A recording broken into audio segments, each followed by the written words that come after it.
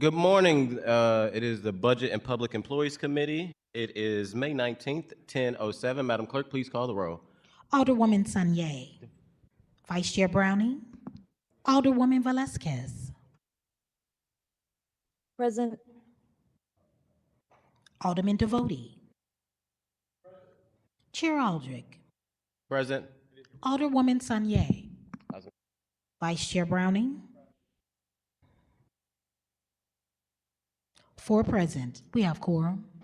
All right. With that, we have established a quorum. Next item for the agenda is Board Bill number 1, the FY27 budget, which is on hold as we go through each department.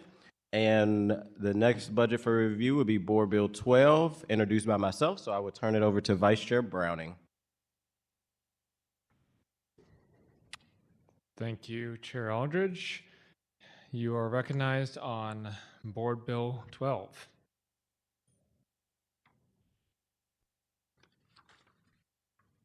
Thank you, Mr. Vice Chair, members of the Budget and Public Employees Committee. Board Bill 12 is a board bill to give our city employees a raise. So this would be a 3% raise across the board for all our city employees.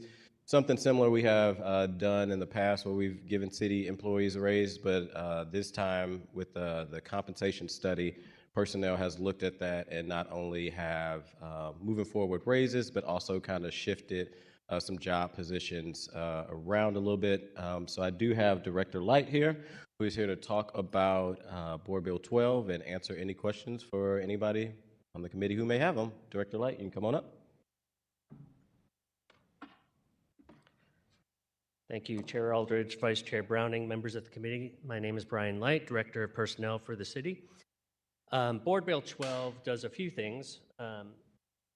In terms of the compensation classification study that was referenced, what we're doing here is taking a lot of the minimum salary ranges and moving them to within 5% of market, which is significant. And I want to highlight some of the differences that is making. For our building inspector 1, for example, moving that minimum means that we're moving that 24.8%. That's a 24.8% increase. That means that 25% of our building inspectors will receive a 20.7, almost a 21% increase in their salary. As we look at utility workers, that minimum will move up 22%, meaning 90% of our utility workers will receive almost a 9% increase. And as we look at our tree trimmers, they'll see their minimum move up 10%, meaning 15 of our tree trimmers will receive a 13.5% increase. So this is a significant movement, and those are just a few examples of what we're talking about. We're also opening up those ranges, so we're no longer seeing defined steps in those ranges, but those ranges are now open, which gives us greater flexibility in terms of what we do. As mentioned, we're also proposing a 3% increase for all civil service employees moving forward into the new fiscal year. Language is also added to allow appointing authorities more flexibility in what to offer for starting salaries. We used to have to offer first step, and that was unfair for those candidates coming in with relevant experience beyond the minimum qualifications. So what I did was provided some guidance to those appointing authorities and allowed them to have a wider range in terms of what they could offer for a starting salary, which I think will make us more competitive moving forward. We also took a look at salaries upon promotion, and typically under the current ordinance, 5% was what you could obtain upon promotion unless you came to us and asked for an advance promotional starting salary. Under this new ordinance, you receive 5% per pay grade that you're increasing. So if you were at pay grade 210, for example, and you're moving up to pay grade 216, now you're eligible for 30% starting salary. You get 5% for each pay grade that you're moving up. So it allows us to be much more competitive as we're moving forward into this new pay ordinance. those are the basic changes in this pay ordinance. With that, I'll open it up to questions. All right, thank you. We'll go ahead and start with our most senior. Madam Clerk, do we have any members online? Sorry. Yes, we have Alderwoman Velazquez. In that case, Alderman Velazquez, do you have any questions? I do not have any questions. Thank you. Thank you, Director Light, for being here. Thank you. Alderman Devoti. I do have a question, Director, but before I say that, I would like to thank you for your work on this. I think this is an example of one of the incremental steps that we're taking here at City Hall to make our positions more competitive, to not only draw qualified folks, skilled folks into the city service, but also maintain them within the service once they get here. So thank you for your work on this. I do think it's very important. And Madam Clerk, if you would add me as a co-sponsor. My question, Noted. Director, has to go in connection with the interplay between this particular board and the budget that we're now considering, and we have been considering over the last 2 weeks. I know that just about, well, every single department that's appeared in front of us, we've talked about positions, we've talked about salaries, and we've talked about the budgeted amount for the 26-27. My question is, assuming this bill passes, how will this affect those numbers that we are now considering in the 26-27 budget under Board Bill 1? That's a great question. We have worked very closely with the Budget Office, and we have ensured that this is something that we can move forward with into fiscal year 27. We're confident that we can move forward with these numbers. This is a challenging budget period, and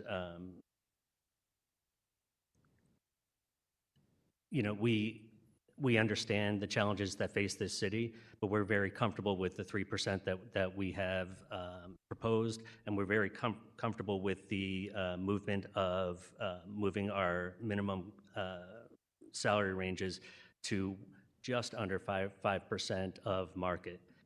Don't get me wrong, we're going to have to do more in the future, but this was the minimum of what we could do for now. And we're comfortable with proposing this as the budget for fiscal year 27. In other words, assume Board Bill 22 passes, you're telling us that it won't interfere with that budget that we're now considering under Board Bill 1 for 26 with respect to pay of employees as budgeted. Is that a fair statement? That's a fair statement. Barring any surprises regarding the interplay between the administration and the Board of Police Commissioners. Fair enough. I understand that caveat. Thank you, sir. Thank you. All right, thank you. I don't have any questions. I understand the purpose of this. I'd like to be added as a co-sponsor and really appreciate the attention that's being brought to this. I think city pay has been an issue with not only the market rate, but also the surrounding municipalities that we have to compete with, as well as private industry. And so it's always going to be a matter of making sure we're somewhere in the range of being able to compete with them. While we may never be the leading, we do have other benefits of coming here and working for the city. And so hopefully this is able to get either employees to come here or just to retain our employees. So really appreciate the efforts taken around here, and I look forward to additional things that we can do to really build out the departments. You mentioned the building division, certainly sorely in need of some more personnel. Our streets division, our just, you name it, we've got vacancies that need to be filled that will really affect the lives of our residents. And so your department is absolutely integral in that, making that happen. And I'm looking forward to just seeing what other advancements we can make. I think this is a great step. Thank you, Alderman. And with that, Madam Clerk, do we have any public testimony? We have none. And if you don't have any other speakers, Alderman, you are recognized to close. Thank you, Vice Chair, members of the board. I think this is a step forward to kind of change the position around to be able to bring people up, as well as a 3% raise. I appreciate the work that the personnel department has done, and Director Light, not only with this one, but also recently that just passed this last week at the Board of Aldermen, the one-time lump sum payment for city employees, really trying to show that, their value, and we need to make sure that we keep them here. So with that, I would ask for a due pass recommendation on Board Bill 12. Thank you. With that, I'll accept a motion for a due pass recommendation for Board 12. So moved. So moved. Second, Moved by the Alderman from the 5th, seconded by the Alderwoman from the 6th. Madam Clerk, please call roll. Alderwoman Sanye. Vice Chair Browning. Aye. Alderwoman Velazquez. aye. Alderman Devoti. Aye. Chair Aldrich. Aye. Alderwoman Sanye. 4 aye votes. With that, Board Bill 12 has passed. Alderman Aldridge, the chair is back to you. All right, thank you. With that, we will move on to the next item of the agenda, which is committee discussions, where we will hear from the assessor office at 10:30. So I'll take a motion to go into recess to 10:30. So moved. Second. So moved and seconded by both alders, moved by the alderman from the 5th, seconded by the alderman from the 9th, that we go into recess at 10:30. All in favor, aye? Any opposed? Motion carries.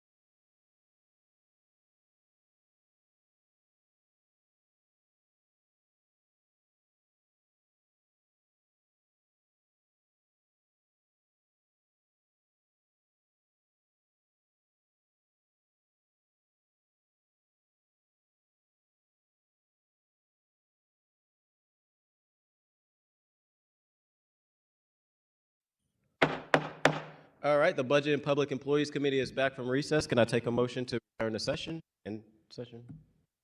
Return. Move that we come back from recess and resume the meeting. All in favor, aye? Aye. Any opposed? Motion carries.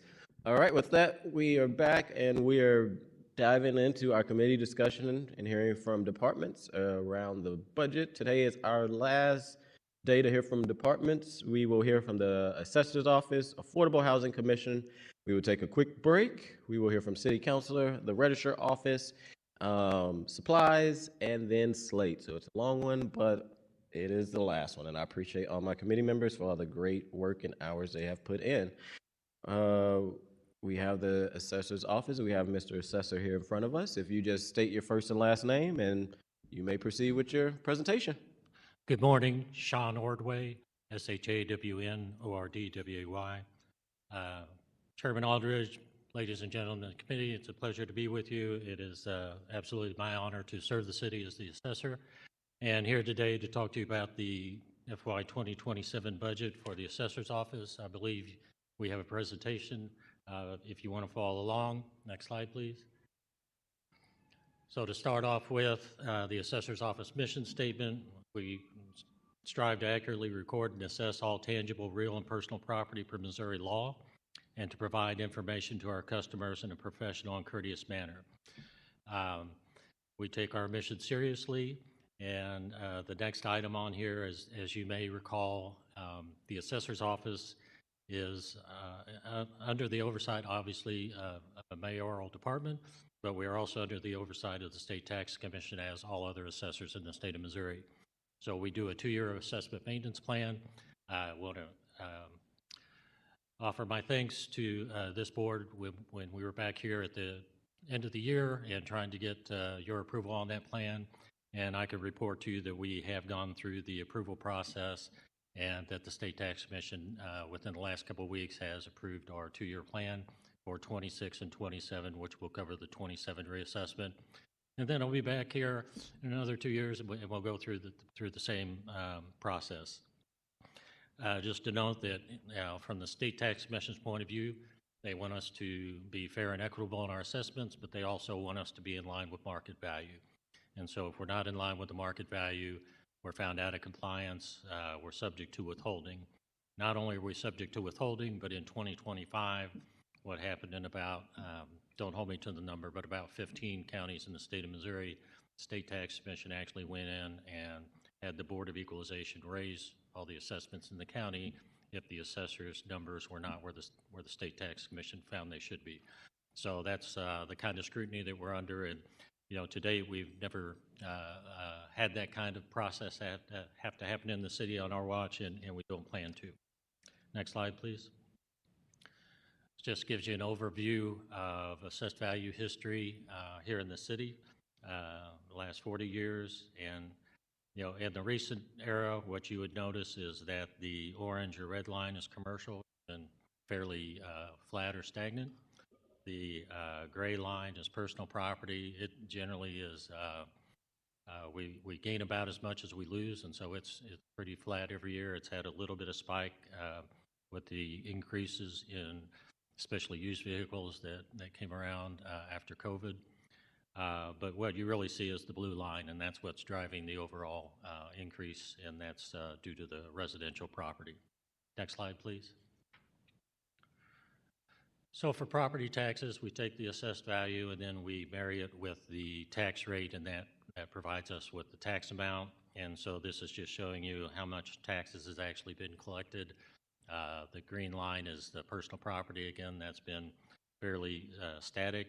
And then the blue line is the residential and commercial real estate property. That's kind of gone up over time. The other thing that happens, just as a reminder, is on the right side of the page, you'll see tax rates.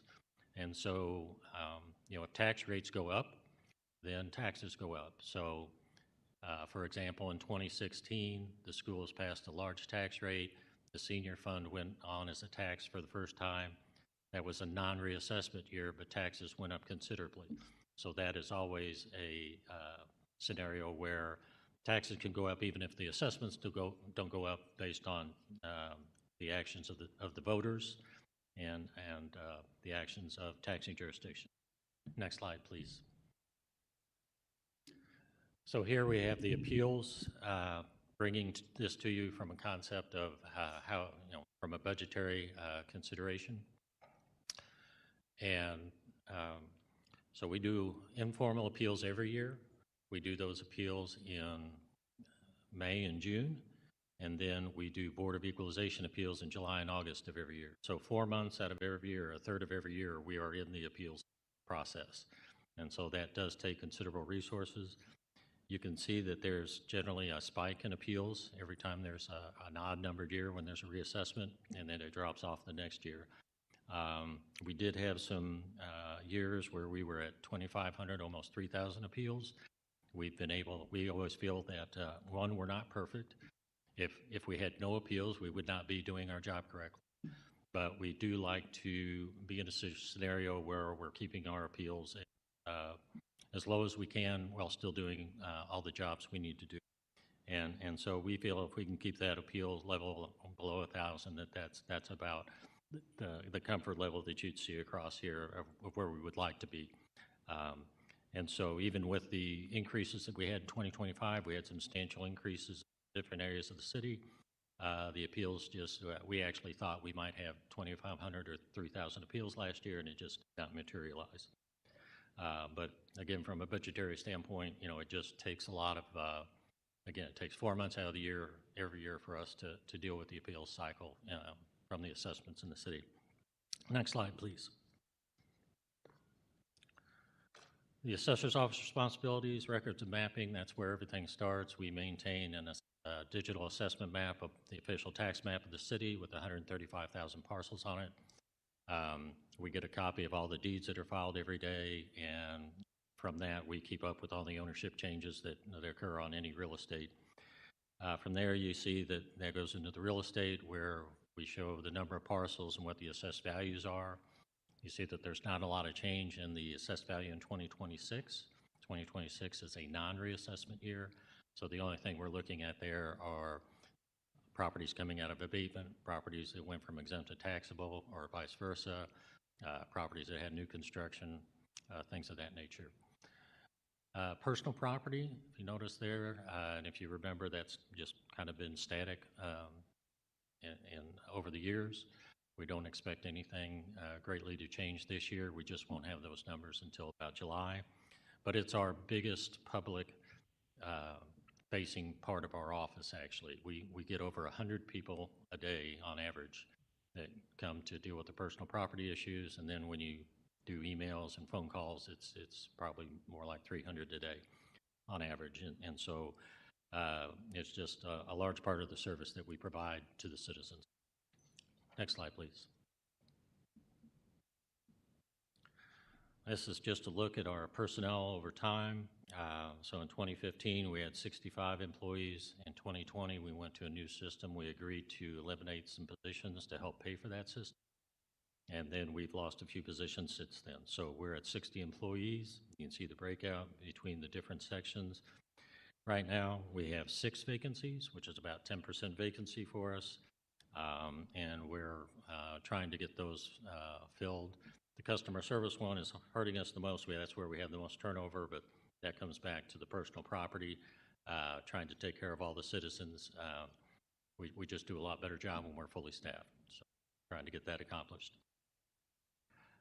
Next slide, please.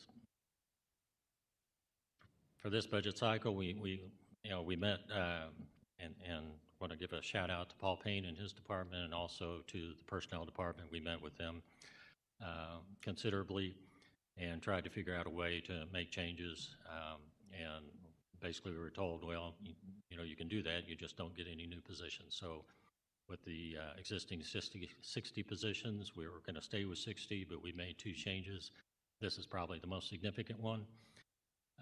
So this is the abatement and exemption analyst position. We have one of those on the payroll right now. We're adding a second.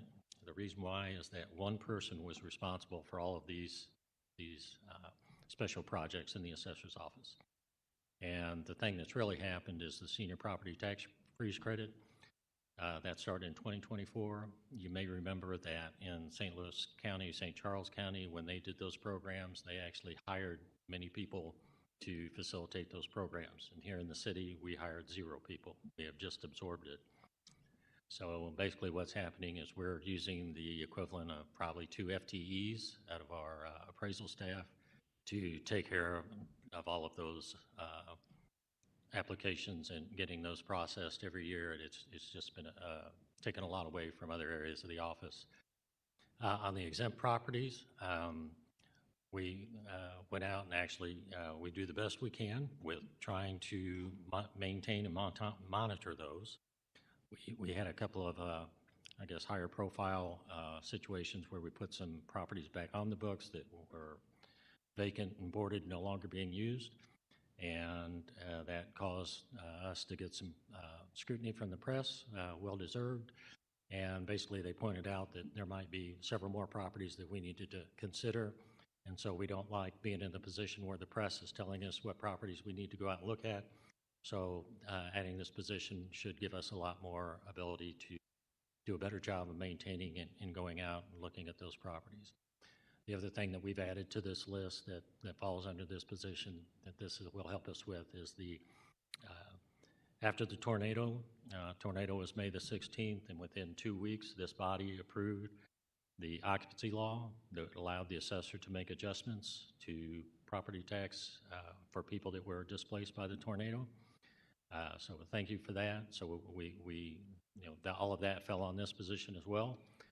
And then what we have going forward is with that occupancy law, it changes the way we do residential new construction in the city. And so we'll be looking at that as we go in for this year and every other year, because now the law, and that will be handled by this position as well. So it's just vitally important that we added the position.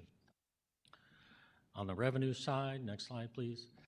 What's happening here is we have 3 major ways we're funded. One is by the state of Missouri. One is by percentage of property taxes collected, and then the rest of our budget is made up by city general revenue. And so really we've been, fairly stable in how the office has been budgeted, how the incomes have come in. And then what's happened this year is through the state of Missouri, through the budget process, they cut about $3 million of the funding that goes to the assessors for parcel reimbursement. That money got actually reinstated during the House and Senate deliberations. So the way it passed right now, we would still lose about $160,000. There is a chance, our lobbyist for the Assessors Association has reached out and told us that, he wouldn't be shocked if the governor did a line item veto still. And if that happened, that would drop down to about $100,000 of reimbursement from the state, and we would be looking at roughly $350,000 loss in state funding.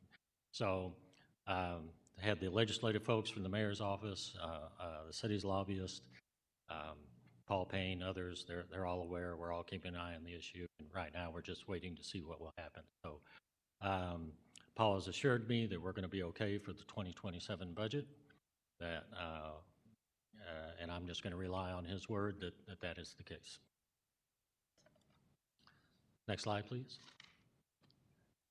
So this is our expenses. I believe you have these as well. Basically our expenses, the only thing I would point out is personnel services gone up considerably. The contractual and other services, we spend more in a reassessment year than a non-reassessment year. So that's always going to be a case where the odd number of years are going to go up for contractual and other services, and they're going to dip back down in the next year and then go up again. So we're never going to have consistent numbers across there. We're always going to have a cycle that we go through, a 2-year cycle, where we spend more in the odd numbered year and less in the even year. Next slide, please. So next slide, I was going to show you some information on the property tax relief for the tornado that we were able to do. So again, for anybody to qualify for the property tax relief in 2025, the property had to be residential and then it had to be unoccupied and uninhabitable. And those were the statutory requirements. So we had 782 people that applied. We had 672 applications were approved, 110 denied, and we ended up removing about $1.3 billion off of tax bills at the end of 2025 for those 672 taxpayers. So that's what the relief that we were able to gather for 2025. I was speaking earlier with Alderman Browning and was asked about what will happen going forward. And so for those people that were affected that might still be out of their property, what happens in so they got the relief in 25, and that was just based on the number of days they were out of their property. What happens now in 2026 is we're actually going out and revalue on all the property in that area. And so we'll be reducing the value if the property's still damaged. If the property's been repaired, there may be no change in value. It just depends on the scenario for each and every house. So if somebody is still in that situation where their house is still damaged, then we'll be coming out and actually valuing that property, would assume at a lesser value, which would then make set their value so that from here going forward, that's going to be the level that they will pay on. The only relief for that tax where it was based on the number of days you were out of the property, that only applies to the year of the event. Senior property tax freeze, just to keep in mind, since this is the budget committee, we've only done this for 2 years. Started in 2024. So the tax credit amount was about $66,000. So what that means is that the city took in about $66,000 less than they would have if the freeze would not have been in place. We didn't lose any money. You're always paying as much as you were paying the year prior. It's just out of any increase, we're taking in less of an increase for those folks because their city taxes are frozen at what they were before. So what we see is in the reassessment year, that amounted to about $500,000 and change. So, the city's amount, it just means we took in $500,000 less than we would have out of the amount of money increase. We didn't actually lose any money, but those are pretty much the fiscal impacts for the taxpayer. Because it's only the city taxes that are being addressed. It's about a $10 credit in 2024, about $60 in 2025. And we'll expect pretty much the same right now for 2026 to be similar to what 2024 was, non-reassessment year. There's no reason to believe that anything's going to change very much. And really the thing that will drive there being a credit at all will be how the rates are done. And if the rates go up at all, then that's what's driving that credit for the even numbered year. Next slide, please. I did this for you last year, just updated for this year, just to try to give some concept and context to where all the property taxes go. So in addition to what we do here with the city, these are all the other taxing jurisdictions that are beneficiaries of property tax revenue through the efforts of the assessor and the collector. We're collecting over $500 billion a year now in what we collect. And most of that gets distributed to others besides the city, but the city does still get a substantial amount of revenue from the property tax process.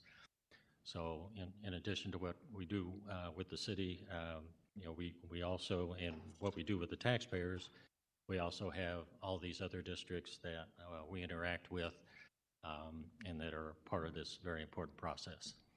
So with that, that's the end of the presentation. I'll be happy to take any questions. Thank you, Mr. Assessor. Alderman Browning? Thank you, Assessor Ordway. Really appreciate the details and just the continued cooperation. Obviously, every city department has been affected by the tornado that hit us last year, but your department in particular has stepped up and worked with people to reassess properties and provide relief where possible, as well as make sure that our city is still getting the taxes that it's owed, which of course we need in order to go out and help people. You really have two sides of the coin here, which you handle quite adeptly because nobody likes to pay their taxes, and yet if we all pay our taxes, our city is better for it. So I'm curious.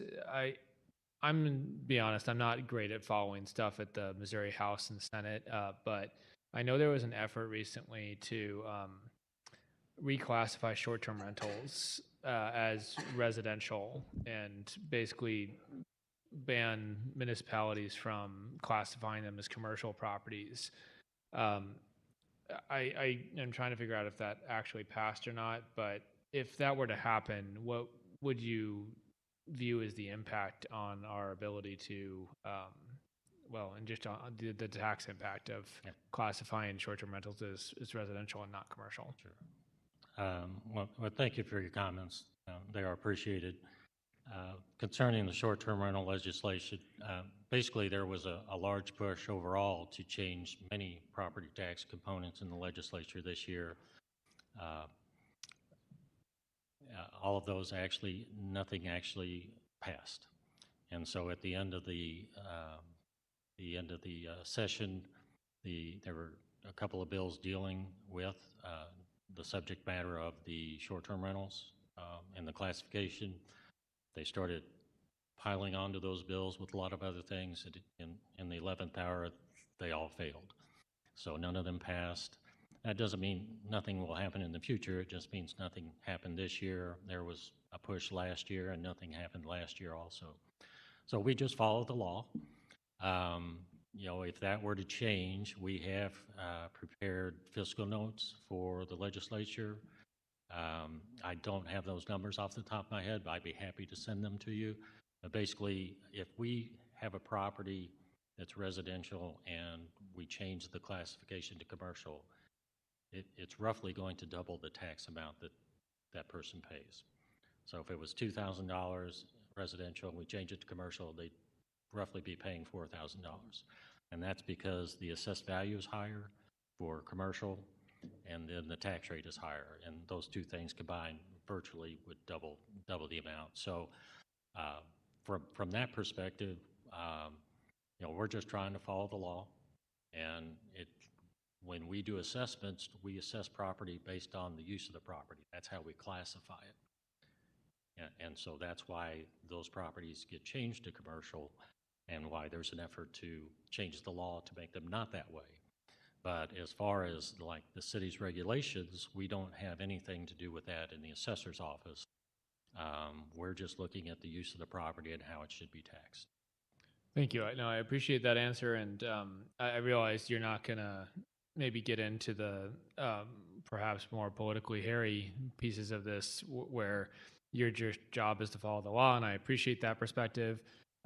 And I think that it's also refreshing to me to hear that you are following what the Missouri legislature is doing, seeing as how that affects your job, and that's really important for you to keep track of that.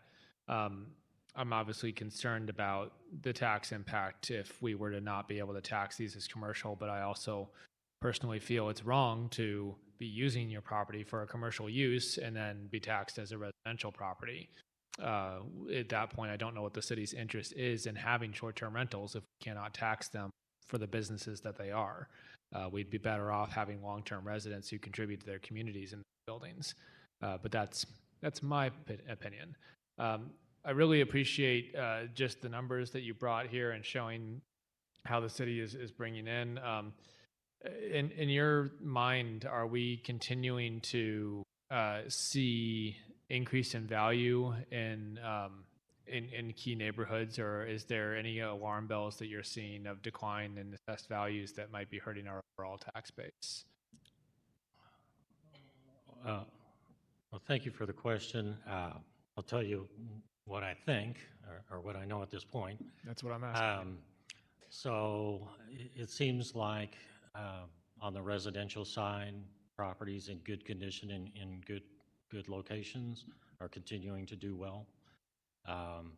It's probably not as sharp of an incline as it has been maybe over the past, but it's still going up. We don't have any indication as we go into 2027. I believe the indications that we're looking at are that overall residential properties are still a little higher, are going to be a little higher then than they are now. We have challenges. We have the tornado area, for one, which obviously we're looking at losses in value on thousands of properties. And so, you know, that's going to have a offsetting impact on that. Commercial properties are still a challenge. It's much more of a mixed bag with commercial property as far as which ones might be doing, which sectors might be doing better than others. You know, downtown office has been a struggle and a challenge. You know, the commercial hotels downtown, we're suffering tremendously from COVID. They seem to have bounced back to some degree from that, so that's been positive. Industrial properties seem to have been holding their own. You know, retail property has been hit and miss and a struggle. So it's just, you know, we've kind of seen this flat trajectory on commercial. For the information I have right now, I just would expect, I don't expect anything different from that, just what I know right now. Well, thank you. I appreciate that answer. I'm not trying to trap you or get sure. you to say something controversial. What I'm trying to get at is just that the idea that, again, we pay for our city services with these tax bases. We cover that commercial pay about twice the amount that residential do. Well, I'm relieved to hear that residential is holding strong in a lot of areas. I am very concerned about the loss of commercial taxes in some of our really economic drivers in the city, downtown specifically. So I think that's important to keep an eye on. It's easy for us to kind of bandy about solutions saying, well, let's just convert downtown to residential, except that would be half the taxes that we get from those buildings. So there's a need to diversify and make sure that we have really a good amount of each type of property use and make sure that we're continuing to get those taxes that, again, go back into our city departments to be able to deliver excellent services. So your office is a huge part of that, and I appreciate the way you handled the job. I have no more questions. Just, again, I think you've been so helpful as we've worked our way through this challenging year, and I just, again, want to express my gratitude for that. Thank you. Our employees are doing everything they can. I will pass that on. Alderwoman Tanya. Thank you, Chairman. Good morning, Assessor. morning. I've definitely appreciated your office quick ability to pivot, and I also appreciate the conversations when we've been able to have. I feel like I've learned so much in this role specifically about the functions of your office and how things work, and am often like interfacing and explaining to residents kind of about specific processes, how certain things work. And it's really relevant at a time where, taxes are on the rise. And so people often want explanations of things. And I've always found your office very responsive and receptive. So thank you for the quick pivot post-tornado. Your budget seems really straightforward to me. So I don't really have much to say about that, except congratulations on what looks like is an additional customer service representative that I'm sure will be great for the residents. And I'm sure Seventh Warders will make a nice amount of those calls. I just wondered from your presentation, my only question was just how do, I guess in terms of the parcels and things, how does your office kind of, I guess the word is confirm exemption status? Sure, and thank you for your comments. I've enjoyed our discussions as well. So on exemptions, every property has to apply. So it starts with an application process. There's statutory criteria that has to be met. The first and foremost is anything that would be exempt has to be owned by a not-for-profit entity. But we don't have any automatic exemption per se.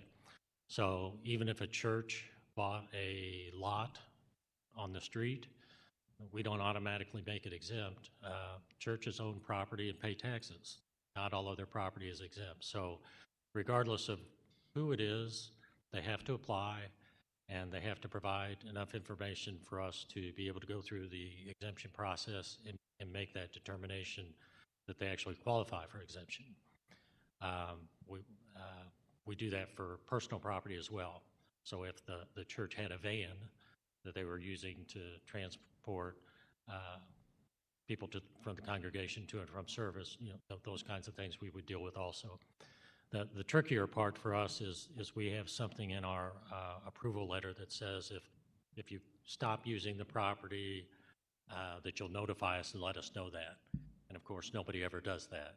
So I would just say a lot of times older people have reached out to our office and said, hey, can you help us? This was owned by somebody that's just sitting there vacant. And so, we've gotten that information from a number of different ways. But, that's the bigger challenge for us is based on the number of exempt properties we have to actually be able to go look at them all the time and make sure that they're still operating. Do you have any proactive processes to verify the ongoing exemption status, or are you kind of relying upon like alders and residents? Yeah, for it? so right now, no, but with this new position, that's going to allow us to actually set up a program to really Like monitor on come up ongoing? with a structured way to do it so that we're hitting the ones that we really need to hit the most, and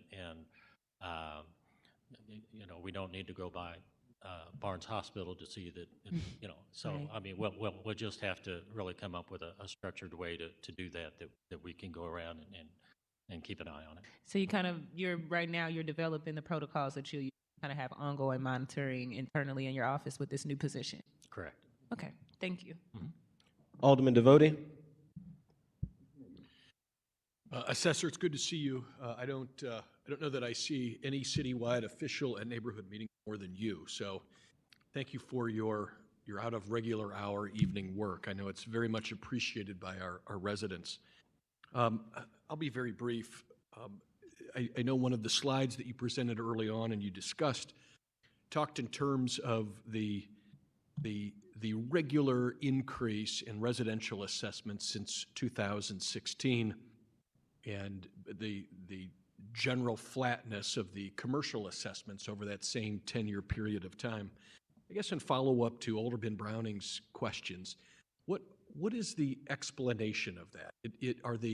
Is the average commercial assessments being dragged down that much by what's happening in downtown, or is there another explanation? Oh, that's a great question, and thank you for your comments. It's always good to see you as well. So I would say just in general, residential property is more volatile. And so we have a lot more data and we see those changes faster in the market.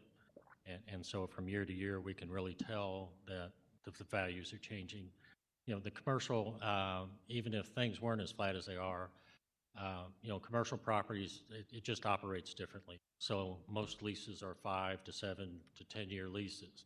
And so by the time it takes for property to, say, be at a market level of $10 a square foot rent, and for the market to change over time to get to $12 or $14 rent, it actually does take a little more time often for that to show up. The only other thing I can add is, just kind of what we talked about. We certainly have had pockets like Cortex, the Grove, and some other areas that have, had rapid expansion, not just, residential as well as commercial in some of those areas. Downtown, I mean, we can all look at and understand the challenges that are there, especially even from a valuation perspective.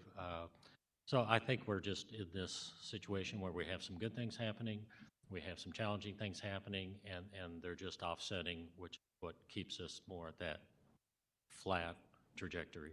You also mentioned during the course of your presentation the senior tax free, and that's a program that we get quite a few questions about, at least at my office. Looking at the last page of your presentation, the one titled 2025 Property Taxes, is it fair to say that the line marked city revenue is the only line that comes into the city's general revenue? I believe so. There's city debt service, which is a separate line, so it would not go into, I'm not sure that would go into general revenue. Fair enough. And the debt service, though, is dedicated for a particular purpose, and that's to address debt, correct? Yes. And when we talk about senior tax freeze, again, to make sure we're all on the same page, the freeze affects essentially just the line item titled city revenue. That is correct. In other words, if SLPS passes a bond issue that raises their tax rate, that particular item that also folks pay would not be affected by the freeze. Fair? That is correct. Okay. And so what we often see from year to year is that a senior may apply and their application would be granted, and from year to year, their tax payment stays even because those other items are slowly increasing. The city has frozen. So they don't see a reduction, but they also don't necessarily see an increase. Well, the way I would explain it is I try to use simple examples. So if you had a $1,000 bill and your bill went up by 10%, so it's going to go to $1,100. What the city freeze would do is it would freeze about 20% of that because that's the city's portion. So instead of going from 1,000 to 1,100, it would go from 1,000 to 1,080. So $20 of that would be reduced. There'd be a credit due to the city freeze.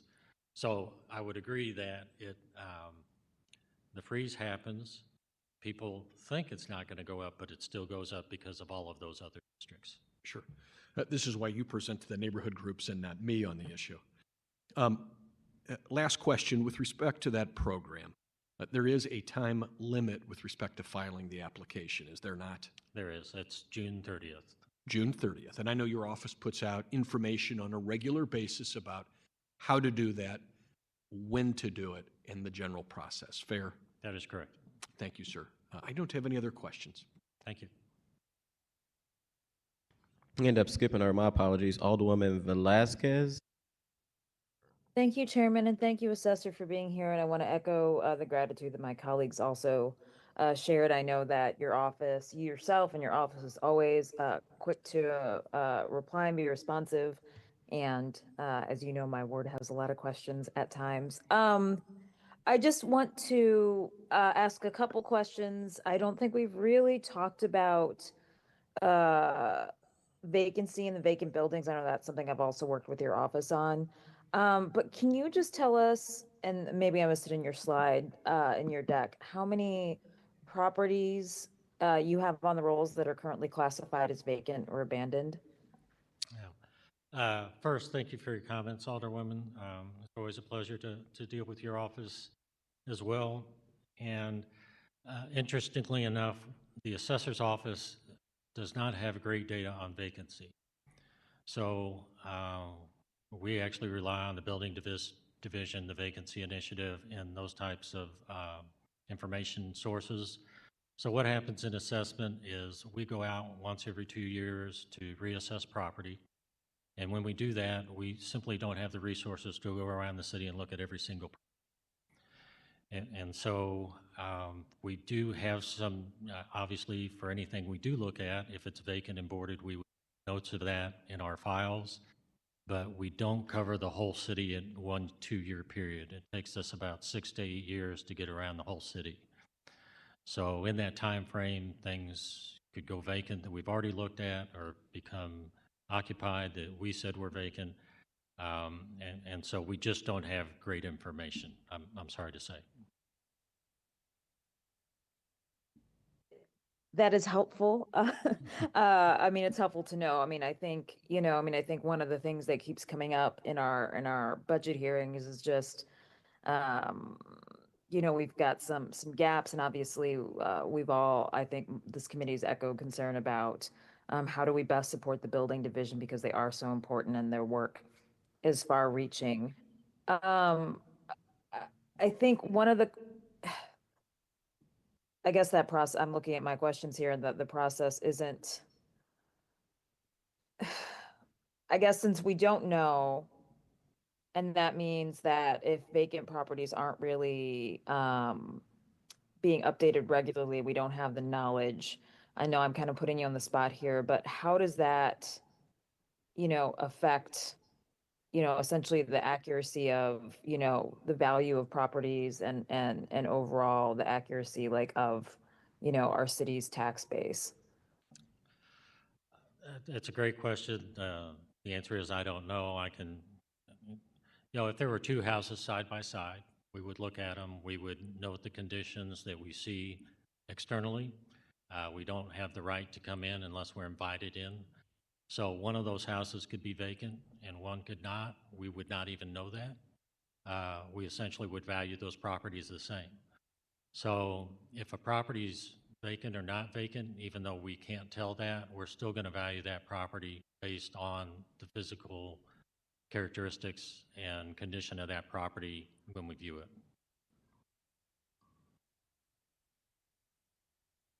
I have worked with your office. I mean, I think one thing that, I don't know if you have numbers, I mean, one thing that does seem to be,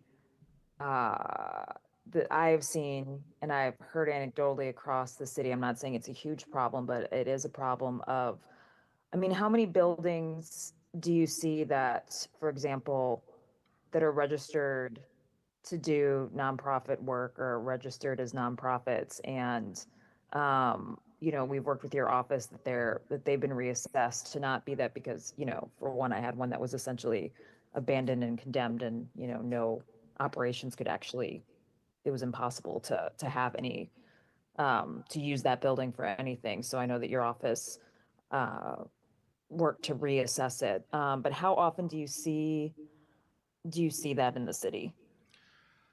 So there's over 16,000 exempt parcels in the city.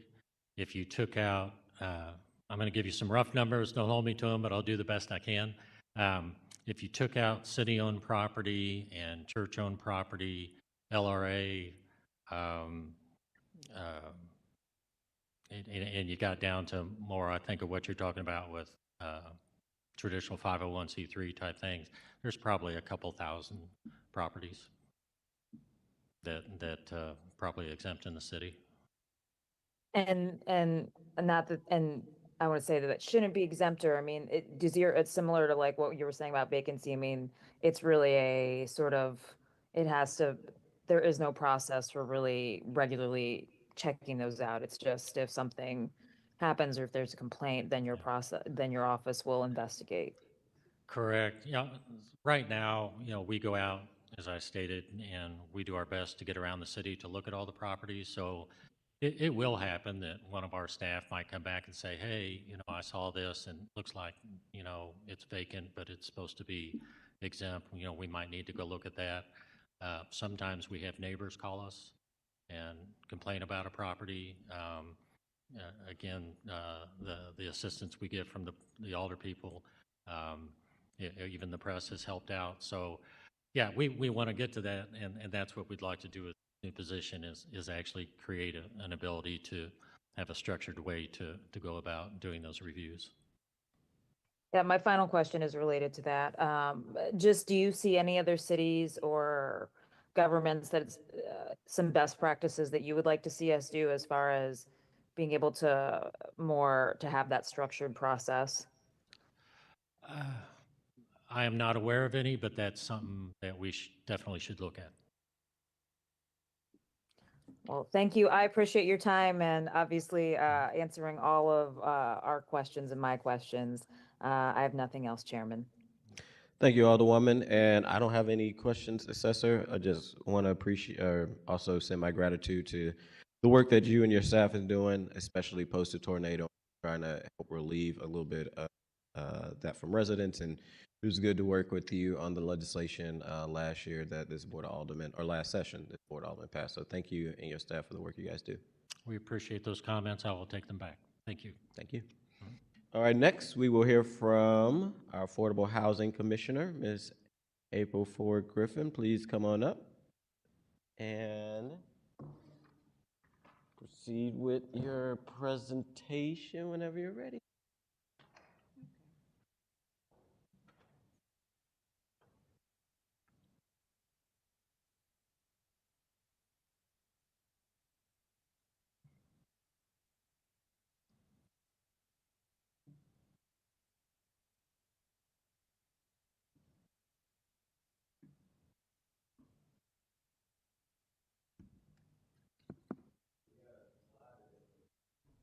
I sent the slide, but I printed out the hard copy for you as well.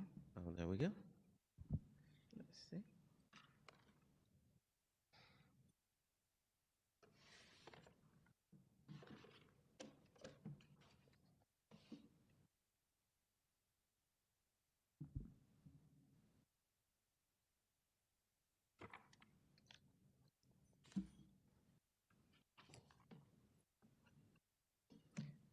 You got it? Okay. Mhm.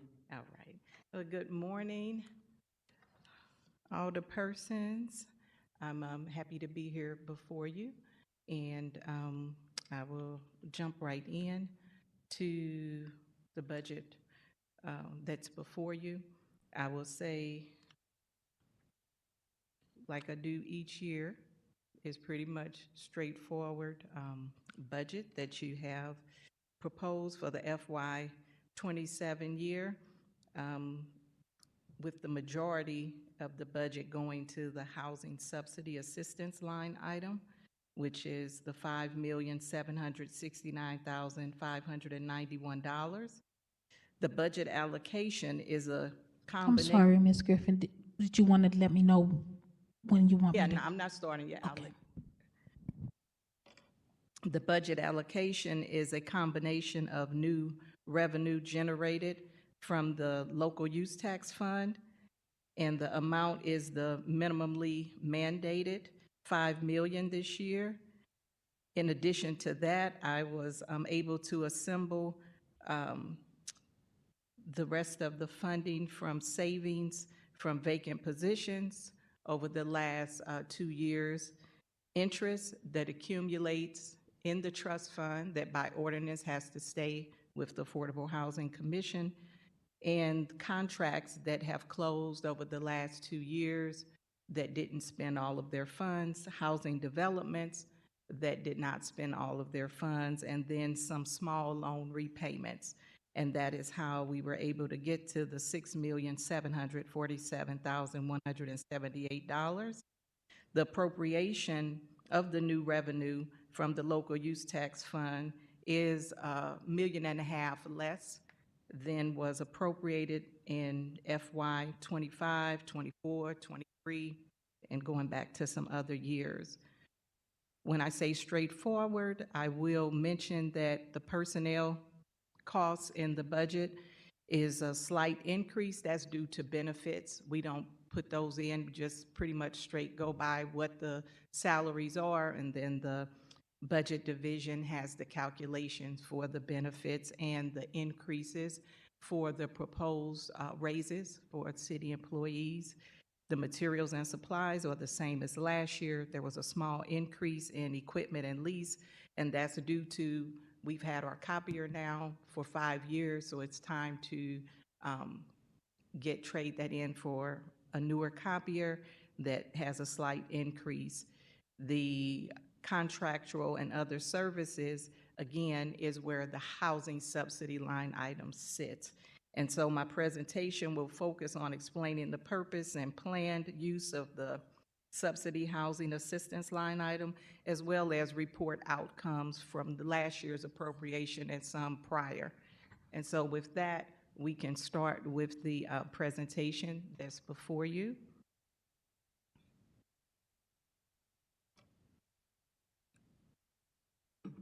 The City of St. Louis Affordable Housing Commission, as most of you probably have heard me say, was established by ordinance and then amended again in 2002.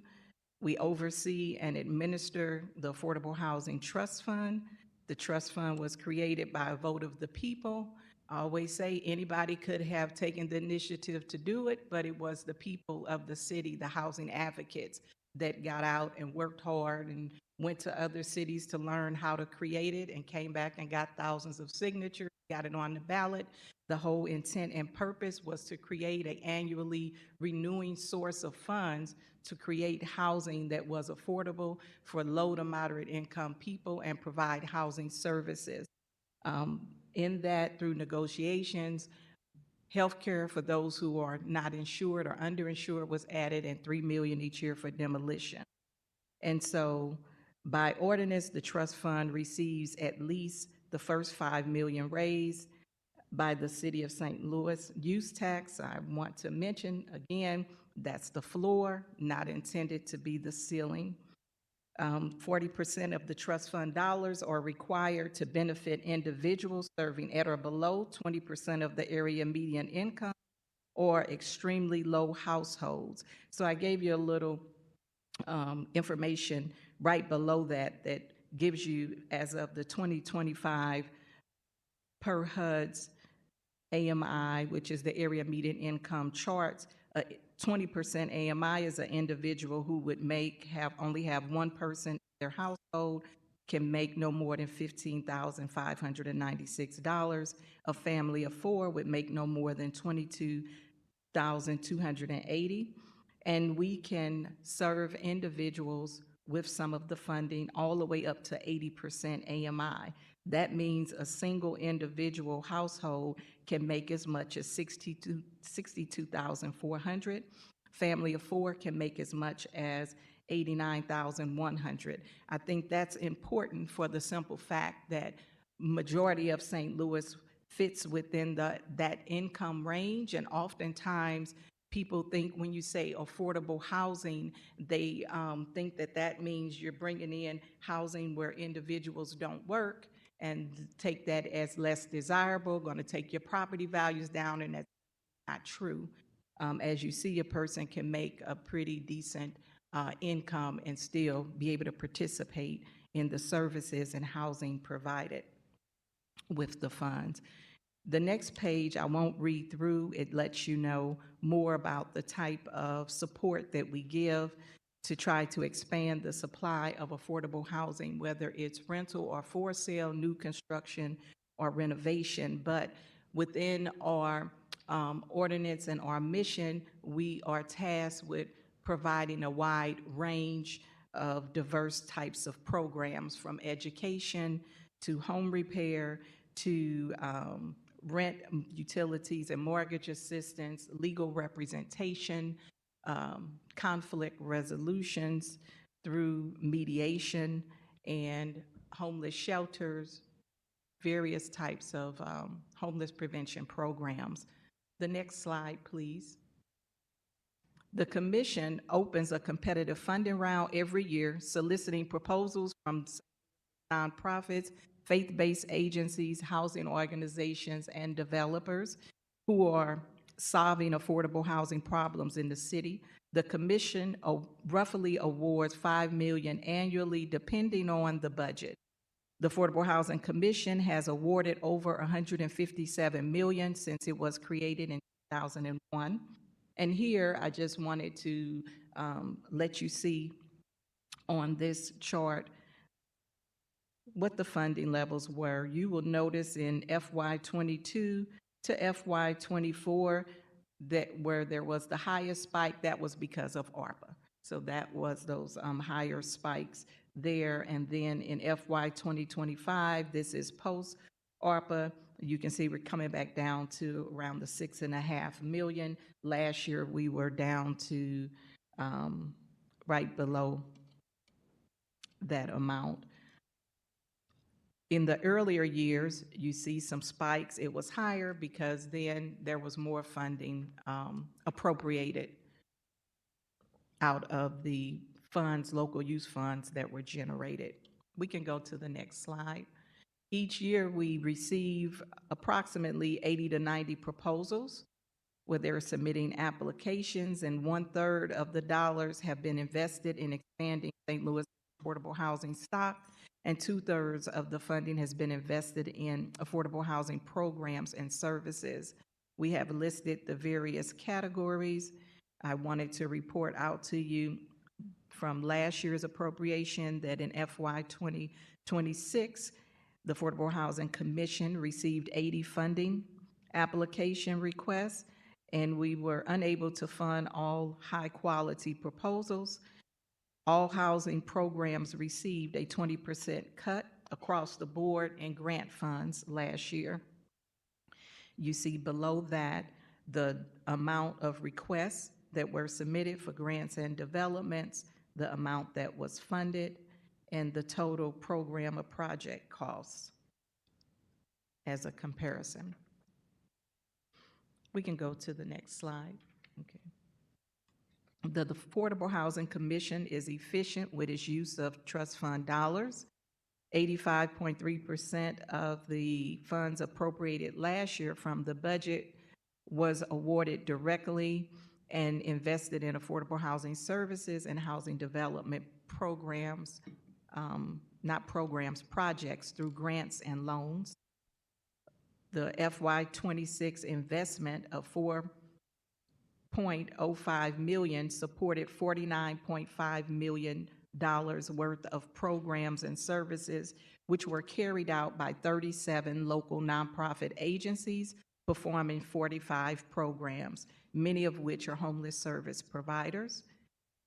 The Affordable Housing Commission invested $1,414,000 in construction of 57 mixed income affordable homes.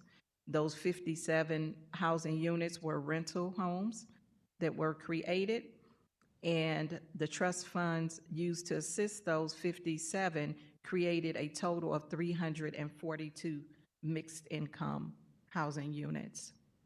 The next slide. Okay, you were on top of me. Thank you. I just wanted to also share with you, show the distribution of the funds awarded last year. They go across a wide scope of program activities, ranging again from education and counseling and financial literacy to housing construction. The largest percent supporting homeless prevention services. We can go to the next slide. Affordable Housing Commission has created 2,785 affordable housing units in the city of St. Louis since 2003. 2,550 are rental homes and 235 are single-family homes. And that chart shows you out of the 2,785 assisted units, 7,214 units were developed. The total investment into the affordable housing construction projects leveraged by the Affordable Housing Trust Fund, which also include ARPA and equitable development contribution dollars, are represented on this graph. The Affordable Housing Trust Fund provides gap financing for affordable housing development. This chart illustrates how the trust fund's cumulative investment of $50.285 million since 2003 has attracted a little over $1 billion in outside dollars for a total investment of $1.127 billion, supporting the expansion and preservation of affordable housing in the city of St. Louis. Every Affordable Housing Trust Fund dollar invested attracts an outside $20.03 from outside sources, and those sources vary. The chart here shows you the amount of funds requested for housing developments over the last 7 years compared to the amount of funds we were able to award, and then the number of affordable housing units we were able to assist funding with out of the funds that were awarded. And so, once again, you can see it gives you the data, but it also shows you where there are some spikes, and that was the years when there were more funds that we were able to award. We were able to have more housing units developed, but also the significant number of dollars that are requested. And those costs have only continued to go up because the cost of construction has gone up. And that's just a small piece of what the overall challenge is in the costs increasing. Also, on the next slide, we wanted to show some of the matrix over the last 5 years that we track all throughout the contract performance period for the grants. And so it shows you some of the categories on the left of education and training, eviction prevention, major and minor home repairs, homeless hotline, neighborhood stabilization programs, rent mortgage utility assistance, emergency housing, justice-involved homeless services, survivors of domestic violence, transitional housing, and youth housing. So those are some of the categories that we fund, and you will see some of the numbers served in various programs. Like I said, for the last 5 years, the total investment in housing services, which will be your grant services, has been $102 million. I will also mention that not only do we track the matrix across the services, but we also perform program monitoring, and we also have a third-party audits that are done. And with that, we have a partnership with the city's internal audit division. We also produce an annual report to the community for transparency and good governance each year. This slide shows you a breakdown of the $157 million that was invested to expand the supply of affordable housing and supporting programs and services that reinforce human capital, strengthen families and neighborhoods, and improve housing stability. The next slide is just giving you a snippet of information that we believe to be extremely important, that we continue to bring awareness to, that some people are more vulnerable to housing instability than others. Housing instability disproportionately affects renters, people of color, people with disabilities, seniors, low-income families with children, and households with lower levels of educational attainment. 20.6% of the population in the city of St. Louis lives below the poverty line. This rate is higher than the overall Missouri state average of 12.3%, and this compares to the national average of 10.6%. As we talk about housing stability, we have things that contribute and affect that. And so we have housing stability is affected by limited supply of available affordable homes, the changes in the housing market, increasing the renter population and reducing home ownership, the shifting economic dynamics of rising housing costs while wages remain flat, the percent of population that is low income or living in poverty, the growing number of cost-burdened households, redlining and discriminatory housing practices. Housing stability is measured by home ownership rate, housing cost burden, eviction rate, and the number of homeless. For the last 2 decades, the prices of housing has increased faster than growth. This is true for renters and homeowners. When the cost of housing exceeds 30% of a family's income, painful cuts have to be made. Families often cut back on groceries and make sacrifices on healthcare, education, and transportation. Housing cost burdens make it more difficult for people of modest means to accumulate emergency savings. Prolonged housing instability hurts families and society.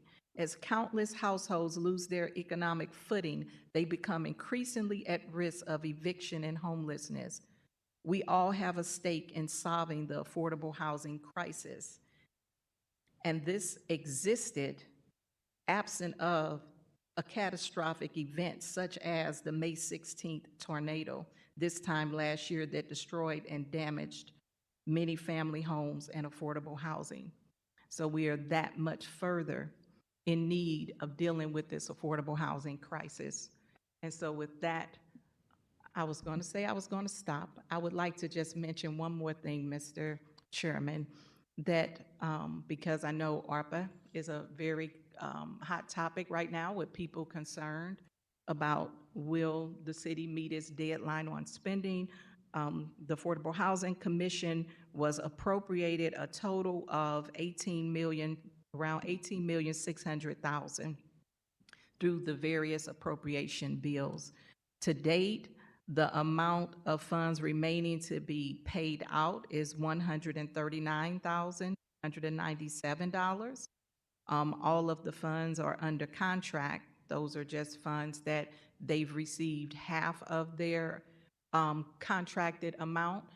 And when they submit 75% of their receipts, and we verify it through the title company, and then we release the second half of their advance. So that 139,292 is mostly the second half of some small advances, and then $38,494 is from an increase that was added to Doorways Cooper House.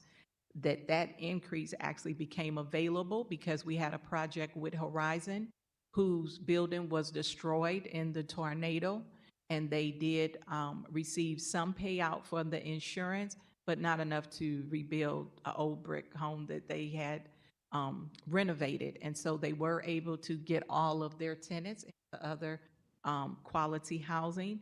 And the project was close to 100% complete, but we had 38,000 remaining. And so those funds were used and swiftly moved and increased, taken back to E&A to increase the funds needed for Cooper House.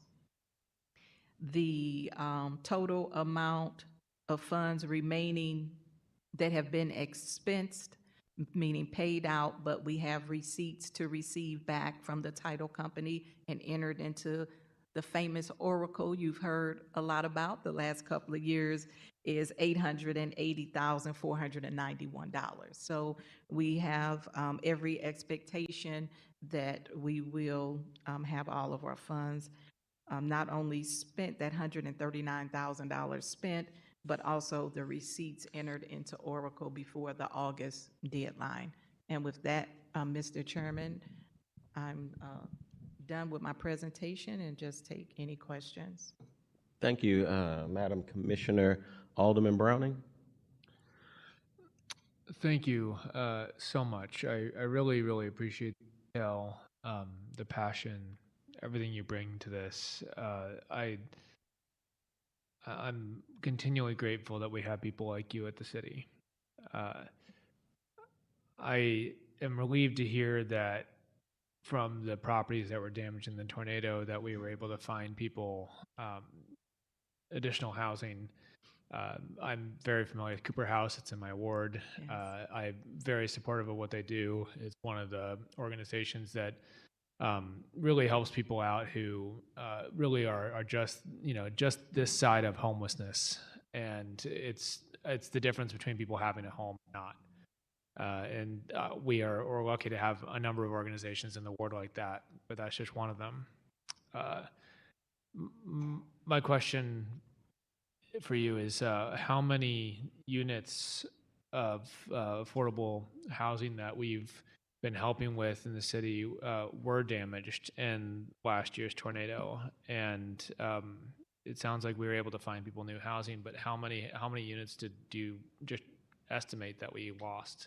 I would say that is something that the building division has. And so I'm not really part of those meetings. So I've heard figures like you have, so I don't want to state anything, try to remember anything off the top of my head. But the building division has that number and the Office of Recovery. And so, like I said, with us, we're not, the funding, we did receive funds last year. I think it was 1.3 million, and that was from the Office of Recovery, and it was, I think, through E&A, and that was for some vacant unit turns. So what I had made it known that we have proposals we weren't able to fund that had units that if they had the money, they could get them, they can make their necessary repairs and get them back online. And that's what the Office of Recovery was asking about at that time. And so we did that by increasing actually, we didn't increase. There was new contracts executed, and those was for McCormick Barron And so those units, some have been completed, some they're still working on because there's been issue with HUD shutting down last fall because these properties required them getting HUD approval. That took a long time. And then labor shortage. It's like now everybody's buying for enough laborers to actually do the work as quickly as you would like it and need it to be done. But other than that, I don't have that information. That's understandable, and I appreciate the answer nonetheless. I think it sounds like, from your perspective, you're more on the side of getting money to families that need it, helping make sure that we can build or turn, as we say, turn vacant housing into affordable, habitable housing. And then from there, you don't really know what happens after that. It's just kind of like we're more on the Well, supply it's side. Or separating it. It's not that we don't know, because keep in mind that we have reporting and monitoring. So we know about our projects, but you asked how many properties were damaged during the tornado. That's something totally different. We don't. I think I'm specifically asking about how many of our projects were impacted by the tornado. Okay. Again, I just have for Affordable Housing Commission. So that I do know, because what we did is I had my staff to contact everybody to find out, and as well as all the programs. So all the programs that were running were not impacted, even those that not impacted to where they had to stop. And so mind you, when they have a contract with us, their contracts and their awards were made before there was a tornado. So if we're not given any additional funds, they only have what we already agreed to, but it's nothing that stopped them from serving some of the people in their service areas that were impacted, and they did. Even like Urban League, some of our assistance that we give for housing to them, they use to help house people in hotel rooms. And so there are some of them that were able to assist individuals directly impacted, and none of the programs stopped because of the tornado. On the housing development programs, I have the number, don't have it with me. There were some projects that we funded, say years ago, we assisted, and their buildings were damaged. All of them had insurance and were planning to repair those. Horizon was one of two projects that they had to decide to demo the building, and that's what they did. The other one was not from ARPA funds or tornado recovery, but it was from trust fund dollars, a project we had recently funded, and that's through North Newstead. So they had to assess all their properties. So not all the properties were totally destroyed, and so they've been going through an assessment and got additional funds from other places to do that. And matter of fact, I just had a meeting with their contractors yesterday. So they plan to continue to occupy and repair, because they did have insurance and they got a payout. But on one of our projects that they had not started yet, they're still assessing what they're going to do with that project. And those are trust fund dollars.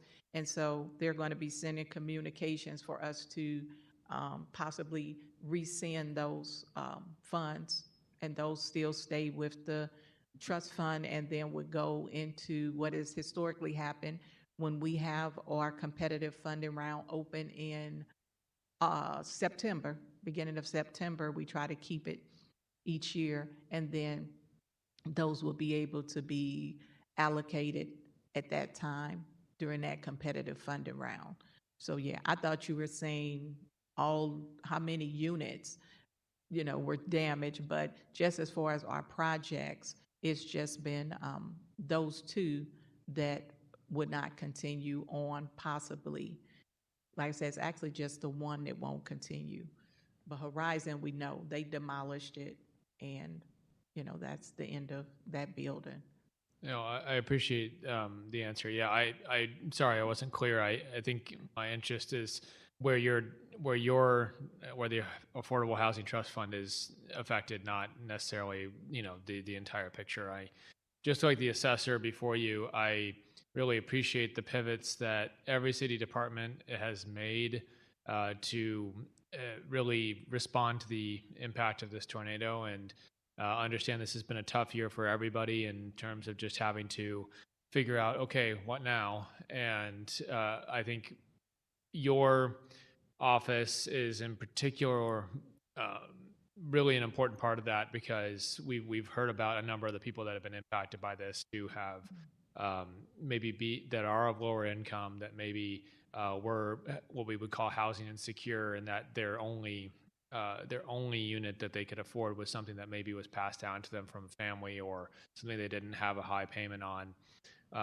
We've definitely heard and read in the news of people who are moving out of St. Louis now because they lost their home, and they are not able to find something in a comparable price range that they would feel comfortable moving to. And so the importance of having the available housing is just, it's of the utmost importance, because although if we don't have places that are in that price range, or where people can get the assistance needed, then we do lose them. And I think that's harmful to the communities that they're in, harmful to them, to the families themselves, and ultimately harmful to our city. So you're doing, as they say, the Lord's work here, and I really appreciate the attention and the care with which you approach this. Thank you. I appreciate it, and I do it with the help of my staff. I meant to mention that last year we had 3 full-time positions vacant, and I had had vacancies since 2021, but within the last year, I filled 3 of those positions, and 2 of which was filled in the last 6 months. So now we only have 1 full-time position remaining vacant. Alderwoman Sanye. Thank you, Chairman. Hello, Commissioner Griffin. You know that I am a big fan and supporter of your work. I follow just kind of, I think within the city of St. Louis, as far as the housing work goes, you have some of the clearest, easiest to follow processes because they are so consistent, probably because you've been in office for about 25 years now. But it really does show in terms of what you deliver. I'm able to follow your NOFA process very clearly, and just many things that are within your office. I did just want to clarify something that you said earlier. Sure. You said that your office received, I believe, $18,600,000, and you had remaining to be paid out $139,000. How much? Yep, 297. Thank 96 cents. I think that's incredible, something that we hear often. I would probably say, in my experience, the most common complaint or issue that I hear, whether it be from developers or residents or organizations that are engaging in our processes specific to housing-related work and development, is just frustration with the timelines and the funds getting out. And that is, honestly, I think your department might take the cake for when I ask the department where they are with expenditures, being able to give us a direct dollar amount of how much has actually left the door. So I really appreciate that clarity. Could you talk to us a bit about your summary? Your presentation was very good and covered a lot of your work, so no need to get back into that. But if you could talk about your public awards registry and your annual community report. Yes, and so when you say public awards, that's you're talking about the notifying that they can apply, or the note letting everyone know who be awarded what they're doing? I think all of that process, putting that on the table for us to understand. So, okay, yeah, so we just for my colleagues who may not follow. Yeah, so we purposely try to hold the funding round the same time, because the ability to get the word out to everybody, is always limited. No matter how much of a effort you put into it, you come across somebody who says, I didn't know. So we try to make sure we keep it at the same time so they know when to go on our website and start looking. And we advertise that in the newspaper, in the Post-Dispatch, in the St. Louis American. We advertise it on the city's website, and we have mailing lists that we email it out to as well, and on the city's main website. And so we try to keep that funding round open for about 7 weeks. We take in applications, and those are for grants, which are nonprofit driven, that can only apply, and those are for the type of services that you see, such as what the distribution was last year, general categories.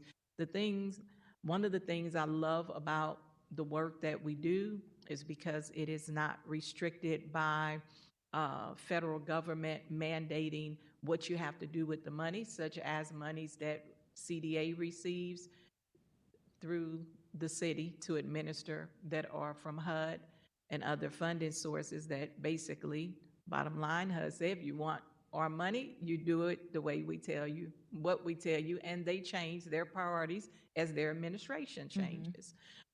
With this, it was led by the housing advocates, what the mission should be, the type of work and services, and we're able to have categories, but allow for out-of-the-box type of programs and services and housing initiatives, such as we were appropriated through ARPA tiny homes. We had never done tiny homes, but doesn't mean we can't do it.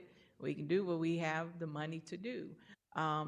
So we were able to provide funding to the Veterans Tiny Home Projects, which those homes were about $45,000 each to build, and that was with a lot of volunteers, but they have everything they need in there, meaning they have running water, utility. They built a office building on site to do their intake. They're going to be building a community center. So it is a very comprehensive program that they have. And then we were also able to take $1 million of the funds and to increase, double the size of the city's tiny home project that was started under CARES money, the first COVID-related money the city received.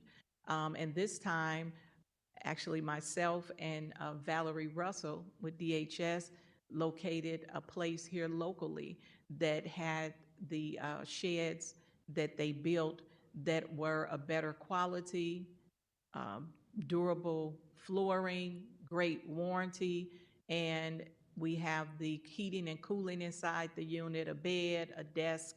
We provided other things, containers, and then we're able to support and increase the capacity at that site that the city is currently leasing. So now we have 100 tiny homes for the homeless there.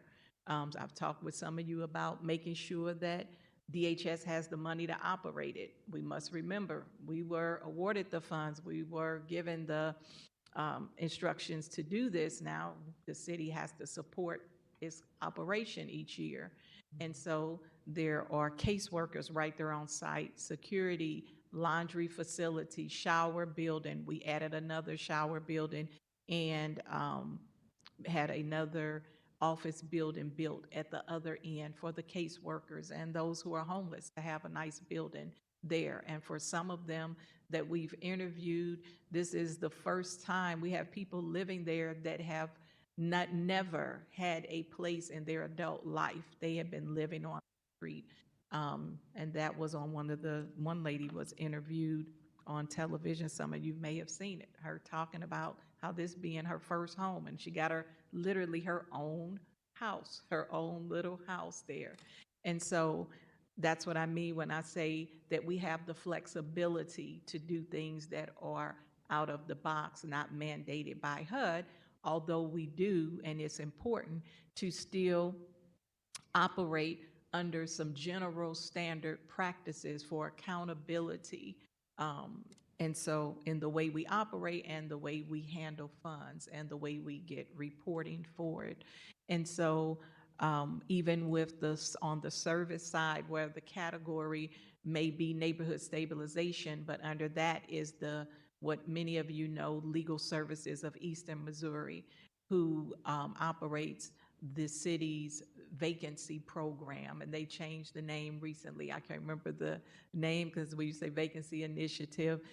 So things like that, such as Tower Grove's Arch home screen that connects landlords and tenants. Landlords register their properties.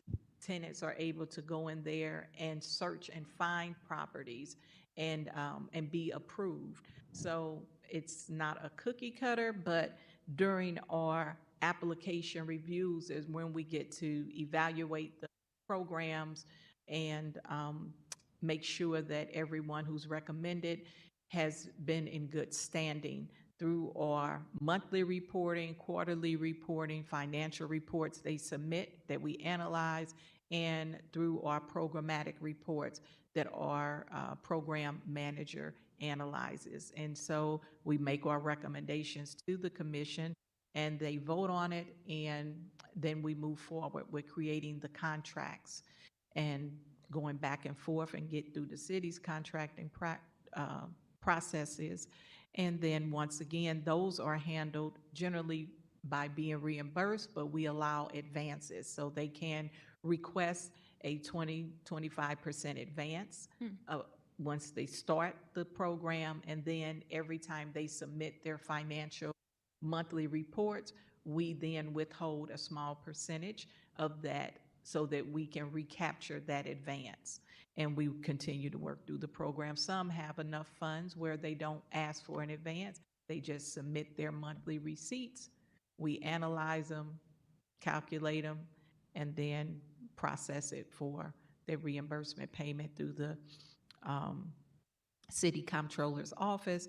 And every year we submit a list that's on our website in our annual report where we try to show you visuals of before and after of projects, grand openings, groundbreakings, show you that these things are actually coming alive, that we've told you that we've funded. And then also feature information about universal design, which is one of our requirements for new construction. And there were advocates from the disabled community that worked really hard to get this legislation passed and worked with our board and have a place on our board. So we try to educate people as well as what that means. That doesn't automatically mean it don't cost more. So they work with the developers and show them the new technology and techniques and how you can make it accessible. And then we feature some of our partners and try to give you a full report on all of the funds. As I stated, for this proposed budget, it will be the 5.7 million roughly going into next fiscal year. So we always award all of those funds out. I try to get all of those out the door because we have more than enough capable. The need is there, but they've proven, the agencies and developers have proven track records. So we have more than enough high quality proposals and applications to fund. So we get it all out and then we report out to the community exactly who got the funding, what the amounts were, and what their service is. Thank you, Ms. Griffin. This next question, actually, I would thank the Alderman from the 9th, because I think I do understand kind of what he was getting at, and it just made me curious. One of the things that I think is really impressive about your office is that, according to the data, every dollar that the Affordable Housing Trust Fund spends on home construction and major rehab is matched by about $17 in public and private funds. And it was something that was in the Community Builders Network annual report, which I'm an avid reader and follower of. And we up to $20. Okay. 3 cents now. Okay. And so leverage is. I think that's really good. And then I also noticed that most of the loans to developers and home buyers from your department are repayable, which means that those resources can be reinvested back into the community over time. Yes. And so with that context, and given Alderman Browning's question, I am curious about what your conversation or work working relationship, if any, has been with the Office of Recovery, given that a huge part of their work will be around home repair, home stabilization, some of the functions that your office has and that you've existed for 25 years, you have a clear track record, you kind of have a lot of the things set up that I think when people come to committee, honestly, especially for the tornado recovery meetings that the budget committee hosts, they mention us all the time, like, where's the money, what's going on, and you need to have some of those processes set up. So I am curious about the relationship there. Yeah, I would say the way that the flow has worked, the Affordable Housing Commission is not really involved in the implementation and getting out the funds that have been appropriated to the Office of Recovery yet. From the information and the meetings that I've been in, my understanding is the focus early on was to clear the path, clear the streets, things of that nature, clear the debris, and those funds that they received, they've used to do that, as well as home repair, but that's coming directly from out of the Office of Recovery. So we're not involved. Like I said, the involvement we've had was the I would say 1.3 million for McCormick Barron, several phases of one of their major developments that they had some units that they could get renovated and turned around. Did the tornado delay any of your funding cycles or any operations in your office? No. Okay, this will be my last question. No, not bothering me. Just, you know, obviously we're having a lot of conversations right now. We're talking about RAMS dollars. There's a lot of those conversations. Some of the things that the proposed legislation proposes is kind of some work tied to long-term housing production and preservation efforts. So that would include things like vacant unit rehabilitation, new housing construction. I am curious, Ms. Griffin, does the Affordable Housing Commission, if you all were to be involved via the legislation directly and given some funds and asked to come in and help with the allocation and expenditure of dollars for efforts connected to long-term housing and preservation, is that something that you believe your office would be able to do or scale up to or to deliver on? I would say yes, we would handle it the same way we did when we received ARPA funds, which we had never received federal funds. So, you know, I quickly read the regulations and met with my staff, and they did the same and put systems in place. And I say quickly at that time. Some people thought it wasn't that quickly, but you know, but so it all depends now that we're past that. But I do think we did do it quickly. We were the first department to get our contracts executed for ARPA funds. And so we had never had those funds, but yes, as long as it falls, we had never done tiny homes, but we do housing production, so that's general. Once again, as long as our hands are not tied and we are able to do what it is that we have been doing, such as housing production, preservation, whether it's rental, for sale units, and then and housing services. One of the things that I think was extremely important that I would have liked to see more happen, because the need still exists, that we were able to do that had not been done before, was when the city got the COVID funds through the ARPA. I would say, because we didn't receive any CARES funds, so it was the ARPA appropriations was receiving money for public navigators, for the tiny homes, but for food distribution.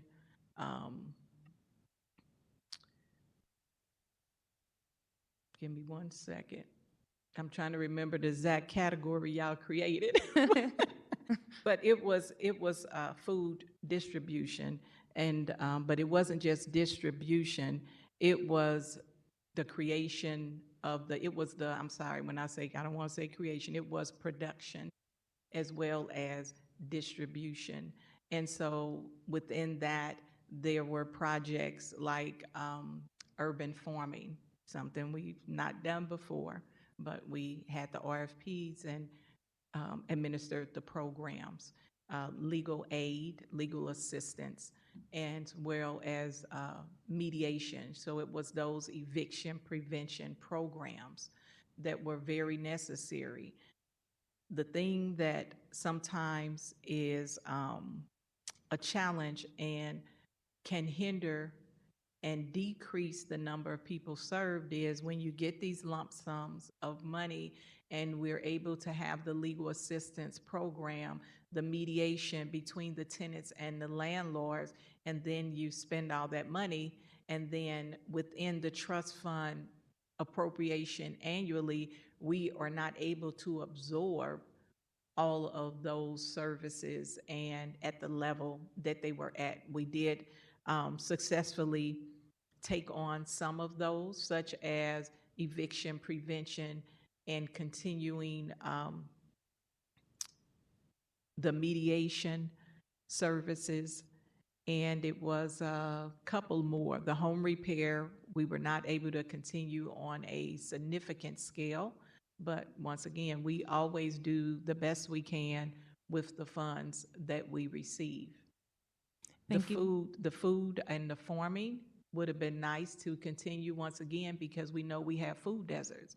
And they were able to get fresh raised, farm raised, locally food to seniors who have health issues, to youth who work in schools, even teach teachers how to create these gardens on the land that the school had. And so those were programs that were worthy of continuing if the funds, became available again. Excellent. Thank you for the answer to that question. I think that's really important to have on record. I would just, I feel like one of the mistakes that I've made that I didn't know I was making when I was making it when I first became an alder, we were having conversations, kind of on the back end conversations about ARPA, and then even on SODC's board, some of those conversations. And I would say, in my opinion, I think one of the mistakes that I've been a part of and just didn't realize I was doing at the time is reinventing wheels when there are departments and areas within the city that already exist to do that work. And so in terms of, some of the ongoing funding conversations, I'm really interested in how we can tap into departments such as yours that already exist, that already do this work, that already have relationships, already have a public process spending your dollars out. You already have an annual report. You already have a way to show the work that you've done and show what it's done afterwards. You already are kind of known by folks in the community because you've been doing the work for quite some time, whether that's residents or developers. So I'm very interested in how we can make sure that your office is a part of potentially maybe some other funds that are coming through RAMS, or maybe even just figuring out, I think there's some work that's specific to recovery that should stay in a recovery office, but I think there's other work that it would absolutely make sense for your departments to do, and that would be beneficial across the board. So I really appreciate your work putting these things on record today, and really commend you for getting those dollars out the door and just all the work that you've done for our service. I will always be a strong advocate for your department and for the work that you've done. I have found it to be just some of the most consistent, high quality, well-trusted work across the board. Thank you. Well, I thank you, and my staff thanks you, and they certainly appreciate all of the comments that show that they're recognized, that they work hard and have been very just compassionate about the work that they do and stuck through it. So. Alderwoman Velasquez. Thank you, Chairman. I really don't have any questions for you, Ms. Griffin. I just want to echo my colleagues and say thank you for all the hard work that you've done and that you continue to do to advocate for residents in our city. Thank you. Alderman Devoti. Commissioner, it's good to see you, and thank you for the And let me very. say, I've been letting y'all say, it's director. I don't want to get mad. Oh. Well, Director Griffin, it is good to see and hear you, and I appreciate the correction. I'm going to apologize right off the bat for my ignorance, because I'm probably going to ask you some questions that you're going to be thinking, Alderman, you should know the answer to that. But I do think it's important that we, me at least, understand the presentation and your testimony here today. Yeah. Specifically, there are 3 slides I'd like to ask you questions about, if you don't mind. And Madam Clerk, maybe if we could start with slide numbered 6.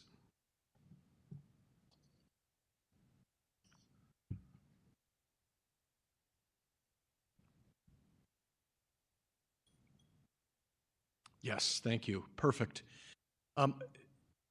For my benefit, I'd like to ask you about certain terms on this slide, just to make sure I understand terms of art that you've been talking about that just are not known to me. Again, my ignorance.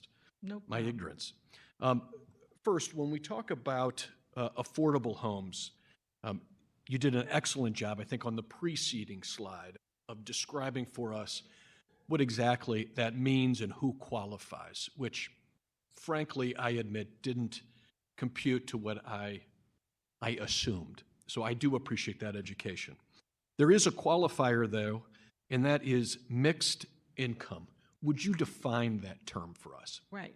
So mixed income means that they're not market rate, which would mean you can charge as much as you want that the market will bear and somebody's willing to pay you at that location. The mixed income means, when you could look at that slide, that information that was at the bottom on slide 2, wasn't quite a paragraph, but it's just there at the bottom. We will have developments where people of different incomes are in the same, anytime it's not market rate, then you want to know, well, what is the level of income that qualifies you to live in that development? And it's not all people 20% and below. So it is not public housing. It's not all Section 8, but it's people, just these different. It's not all low income tax credits. It can be people, and for us, for our funds, it's people who are anywhere from 20% or below up to the 80% or below AMI. Can you go to the slide 2 so he can show you? So anybody, for us, as long as you're in that range. Now, when the developers submit their application, they tell us how many units their project is and how many units they're asking to put our funds in, and then what the area median income is for those units. So they tell us, I may have 10 units that's going to be at 80% AMI, and then I have 10 that's going to be at 60% AMI, and I have 5 that's going to be at 50% AMI. So that would be considered the mixed income. And this is the definition or the slide I was referencing earlier. Mhm. This, I think, is excellent education when we talk in terms of 20% AMI versus 80% AMI, to provide us with some perspective on who is, I'm going to butcher the term here, not applying for, but who benefits from the investments overseen by your agency. Yes. So this is what I was referencing, and I think this is excellent. If we go back to page 6, under the definition, and I think it was specifically referencing 57 mixed income affordable homes that the commission invested in fiscal year 2026, you have 2 bullets: rental homes and for sale homes. I think rental homes is probably something that is self-defined. I probably shouldn't assume anything, but I believe I know what that means. What is a for sale home? Is that also Just what we is think? For sale home. So those would be a for sale single family. And can you explain to us, is last year's fiscal year experience typical? That is, an investment or a funding of rental houses, but not for sale houses? It all is led by the market. That's why I'm a big supporter of when I say tying your hands, one way you tie them is, and there are some that within the city over the years that have believed that the best way to award these, when you're ready to award the funds, the best way to get the type of housing you want in certain areas is to say, we have funds for this type of housing in these neighborhoods. Reality is, you don't get to dictate that because it's the developers who are still got to bring the majority of the money. Affordable Housing Commission, CDA, even the funds SLDC has, those were gap. So for us, we are filling up to between 20-25% gap, sometimes 30. So that means just even if it's 30, 70% of the total cost to develop that, all your soft, your hard costs, 70%, you got to go find somewhere else. And they are going to look at what the market is, what their target residents would be in every area from their market studies and determine where they can best make that happen.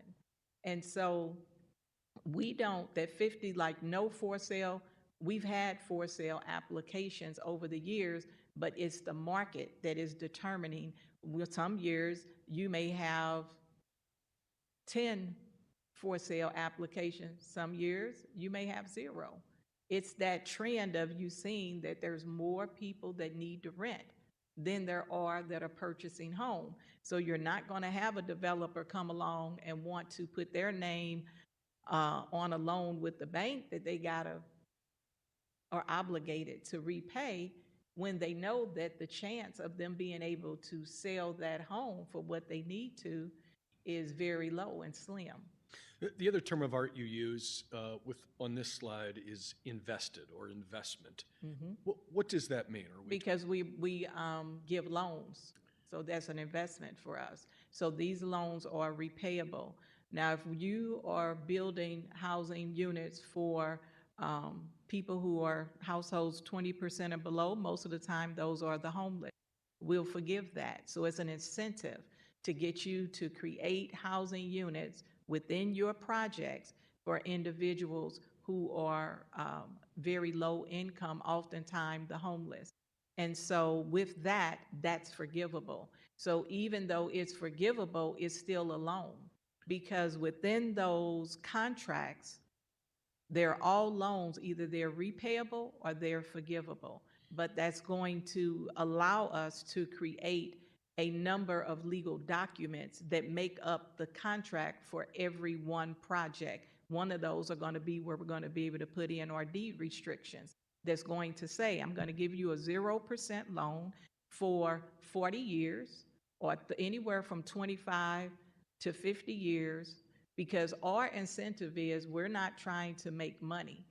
Our incentive is to create and maintain long-term affordable housing units. So as long as I have a long term on that project in my loan, so if just say if it's for 30 years, 40 years, that's for 30 or 40 years, that property is to remain affordable to the area median income that we agreed to, that I didn't dictate to you. You told me this is who I'm housing, this is the income level, and they do the same thing with MHDC. They have to follow the same processes when they do their terms with them. So oftentimes it's all lined up so that the project can be successful. Well, you anticipated where I was going. So you and I love it. And that is, when we talk about investment, we are talking about loans. And in some instances, that particular contract, that loan will be phrased in a way that the loan can be forgiven, correct? Yeah, we do that. Our terms are in the legal contracts right from the start, as well as in their application. They tell us what terms they're looking for. Now, I think the older woman asked an interesting question. She was, I believe, trying to draw an analogy on what the work that director that you have done with the commission for the last 20, 25 years, and that which we might consider doing with allocation of RAMS dollars.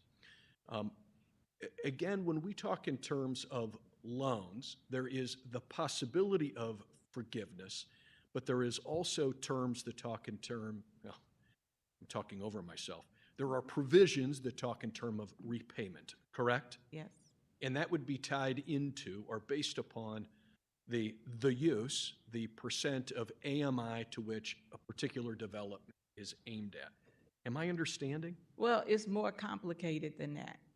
Then- When you talk in terms of repaying a loan or being forgivable, those are things that, again, they're going to state what they need to make this project happen in their application. They're going to provide their performers.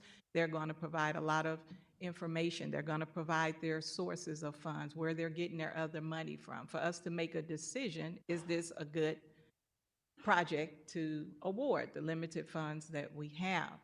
And so when AMI, they're going to tell us the income, the area median income levels of the individuals that they're going to promote and be able to get to live there. But they're also are determining the terms that they need based on what is the project generating. And so they provide us with financial reports, and they continue to do that annually. They provide us with certified tenant statements annually to prove to us who's living in the unit, what those income levels are, so we can make sure that the income level you asked for, we agreed to, we have in our legal agreements, you are abiding by. But most importantly, we remember that in order to create any affordable housing unit, no matter what the type, you have to have some subsidy, because the reality is to build or even renovate a property today, as it was 40 years ago, you cannot make it affordable for people who cannot pay what it would cost or get a loan for everything that it costs to create it. Therefore, somebody, some entity has to provide you with the funds to be able to do that. And so that's where we come in. And we, once again, it's not our intent that we will receive monies back quickly. We already know that. The intent of making it a loan is so that we can have the restrictions on the property that let the city know it's going to be, continue to be affordable. And then also, in the terms, you are establishing based on projections and what the revenue generated will be. And so then it's out of a certain percentage of what is generated, the cash flow. So there's other formulas and information that goes into development housing projects that's going to determine if it's fiscally sound and if it's feasible. And so we don't establish our terms outside of looking at the whole picture. Understood. And that makes sense within the context of your agencies or the commission's mission. So, Director, that absolutely makes sense to me. I know I'm catching you, I'm hitting you out of left field here, but as you stand here. Add something, Mr. Devotee. I was contemplating, I was going to say Mr. Chairman. You're not Chairman. Then I was getting ready to say Mr. Alderman. I'm like, it's not Mr. But Alderman, let me add to that, because that's general to say forgivable and repayable. So let me be clear. On for sale homes, that gap for the developer is not payable because he has sold the home, which is what we want them to do. The repayable part in that is we also provide some funds that they request for the homeowner. So this gives them funds that they don't have to borrow from their prime lender, but they can borrow. So there's that $5,000 or $10,000, I just say 10,000 example, for each homeowner that they will repay 25, 30 years from now when they're done with their prime lender paying off their mortgage, then they would pay us a little bit each year until that's paid off. And different things happen over the course of time. Sometimes they refinance, they pay that 10,000 then. Sometimes they sell it, they ask us to forgive it, and we've done that. And so that's for the for sale. For the rental, those are repayable loans. If it's a nonprofit or you're serving people who are at that homeless income level, that's forgivable. So it's not just everything is either, like I said, there are different dynamics Understood. in here. There are variables at play. I get it. Is there, from year to year, is there a certain percentage of the transactions, the investments made by the commission in which you expect to receive loan payments? Yes, because we have a loan portfolio that we have to manage. So that means if we've been giving loans for over 20 years, and many of the loans, once again, giving you more favorable terms than your prime. So we are normally the third in line to be repaid, sometimes fourth or fifth, depending on how many different loans that developer had to get for their capital stack. And so, yes, we have to manage that loan portfolio. So we manage that. They send in their financial records, they send in their audits, they send in their certified tenant forms every year.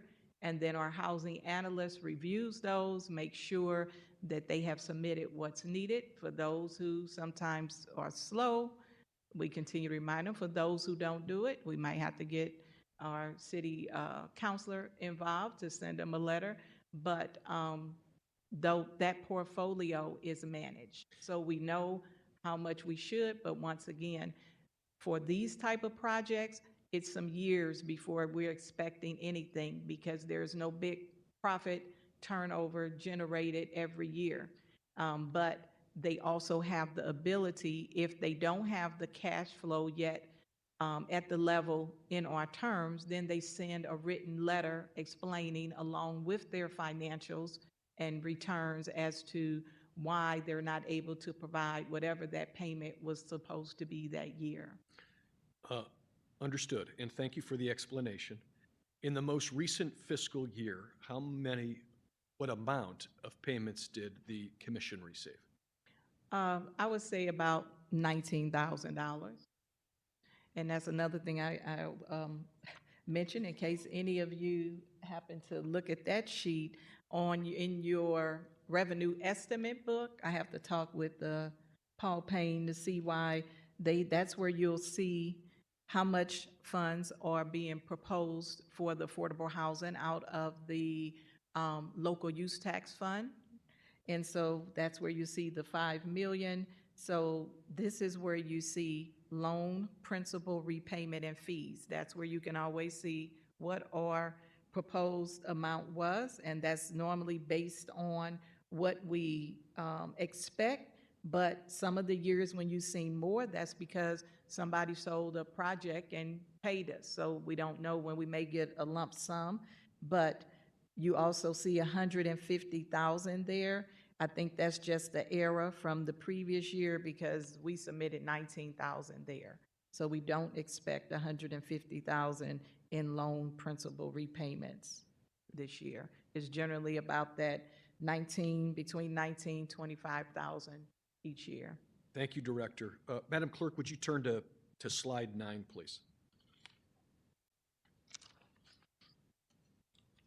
So I thought this was a fascinating slide, Director, because here you're walking us through the fund's cumulative investment since its creation in 2003, correct? Yes. And we talk in terms of, or you indicate what the fund is invested, and then in connection with that, the investment generated from outside dollars, which you've indicated to be a little over 20 cents on the dollar, correct? Yes. Which is a heck of a, well, the Alderwoman said return, but it's a heck of a match in many ways. Agreed? Yes, agreed.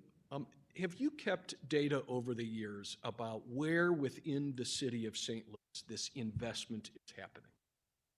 Are you saying where the project is located? Correct. Where the investments happen? Yes. Yes. We have every address. We have maps.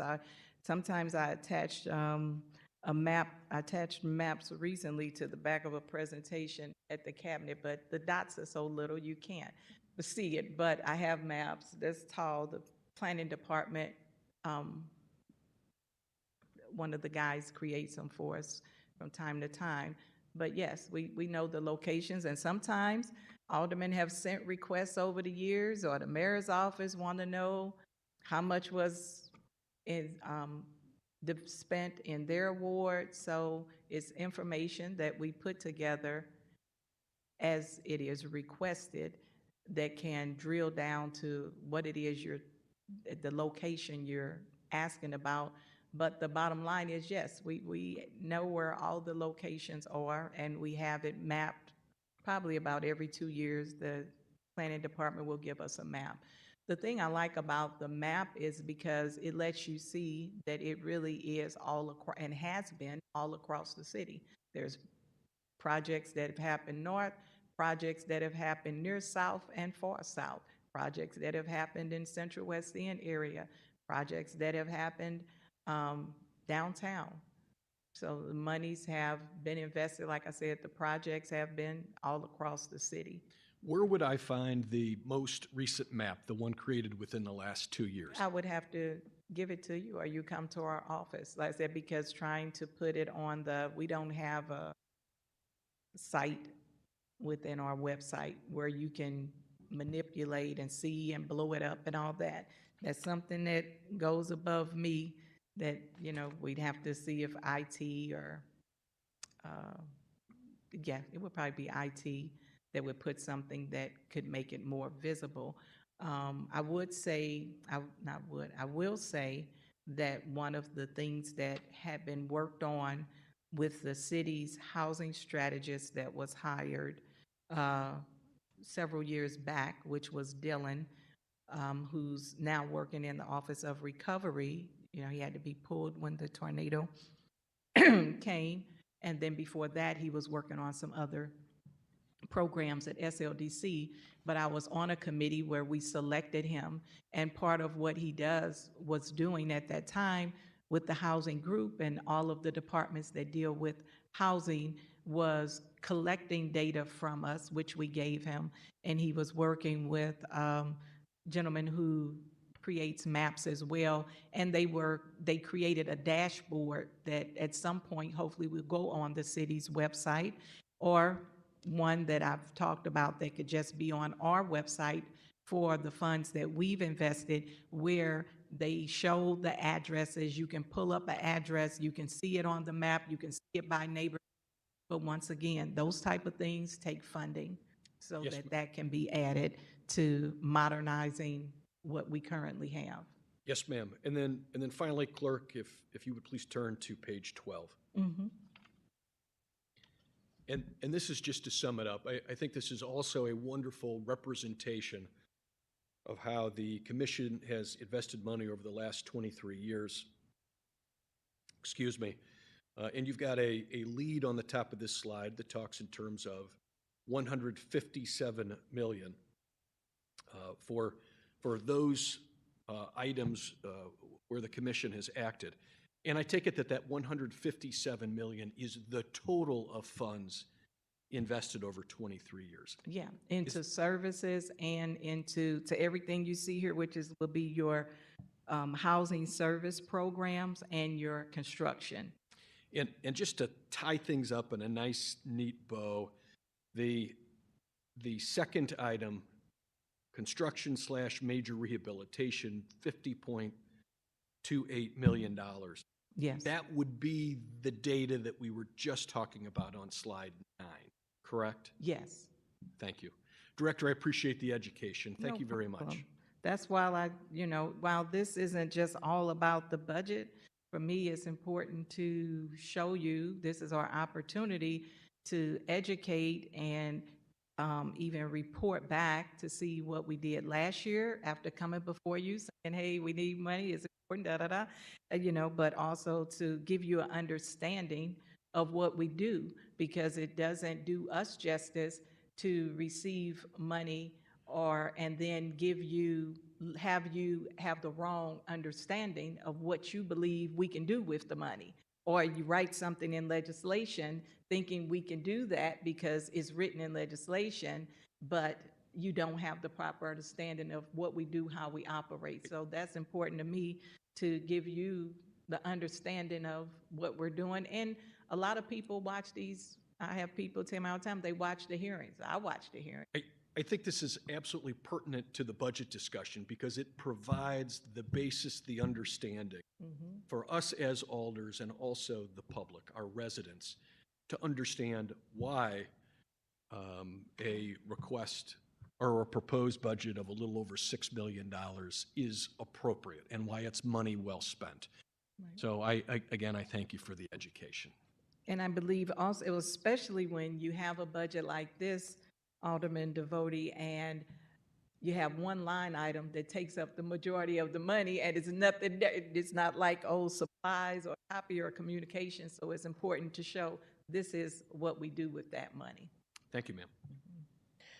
Good questions, Alderman. I have no question, just more of a comment. Thank you for coming in front of us, Madam Director. Always honorable of the fabulous former Fifth Ward. You know, this is one reason why, you know, I really enjoy the Budget Committee. I think, like the Alderman said, outside of looking at the numbers, you know, it's important. You know, the Board of Aldermen, I always say, I feel like we, with the budget, are kind of the like most transparent group that go through department to department and figure out where the holes, where the gaps, but also it gives an opportunity not only for us to learn, I learn some each year, but also for the public to learn what these departments are doing and how critical, especially like your department, is to housing in the city of St. Louis. And the I think it was a staff of 6 of you all. Yeah. A little staff, but that does mighty work and that has done so much great work when it comes to affordable housing and making sure that people have stability, especially those ones who don't necessarily have housing, you know, that may struggle, that, you know, may live paycheck to paycheck or, you know, low income. And even though we've been meeting for days, this has probably been one of the best educational hearings so far, even though me and Alderwoman Sanya has been on this committee now 4 years. You know, it's something to learn each year. And, you know, I just love how we get to dig deep into the work that so many of our departments do within the city of St. Louis that help it move forward. It's not just about the numbers. It is about everything behind the numbers that move these departments, that move our city forward. So I am extremely grateful for the work you do. And we always do this where we say, I don't have a question, just a comment, but then we follow up with a question, a group of politicians.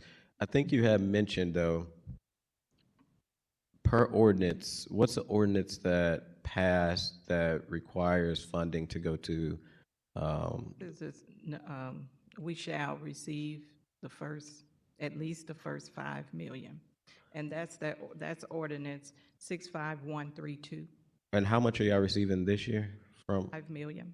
Okay, did you say it was, maybe you said it, maybe you didn't. I thought you said maybe it was under $500,000 this year compared to previous years. It's 1.5 million less. Okay. Well, yeah. And the revenue estimate page, again, that will show you previous years. Now, I'm not sure because last year and why they have under FY25 $5 million, because last year it says 6.5. Maybe that's because it say actual receipts, but it was 6.5 that we received. FY25, FY24, FY23. What started happening generally? Budget division will propose 5 million, and then the administrations over the years and the former comptroller would make a motion in E&A when the budget is presented and would request the 6, sometimes it was 6 million, numerous times it was 6.5. Or they would have the talk with the budget director before that, and it would change to the 6.5 or the 6 million. What's the consequences of that 1.5 million gap this year to your department and the overall work that it would need to do? I could tell you last year, it caused a 20% cut to all of the programs. And we hope, that doesn't happen this year, but it also only allowed us to provide some assistance to 2 housing developments. So you see the 1,414,000, that was for 2 projects. But as you can see, we had more projects that were good quality projects that could be coming online if we were able to fund them. So we had requests for $14.5 million worth of proposals, which would have led to close to $500,000 in project costs, but we were only able to fund the 1.4 of the 14 million requests. And you say that ordinance is only required to do just a minimum of 5? The ordinance sets the minimum, sets the first 5 million that's collected. So mind you, on that general revenue page as well, I don't think I have the last part here with me, but it'll tell you how much was generated. Wait a minute, it might.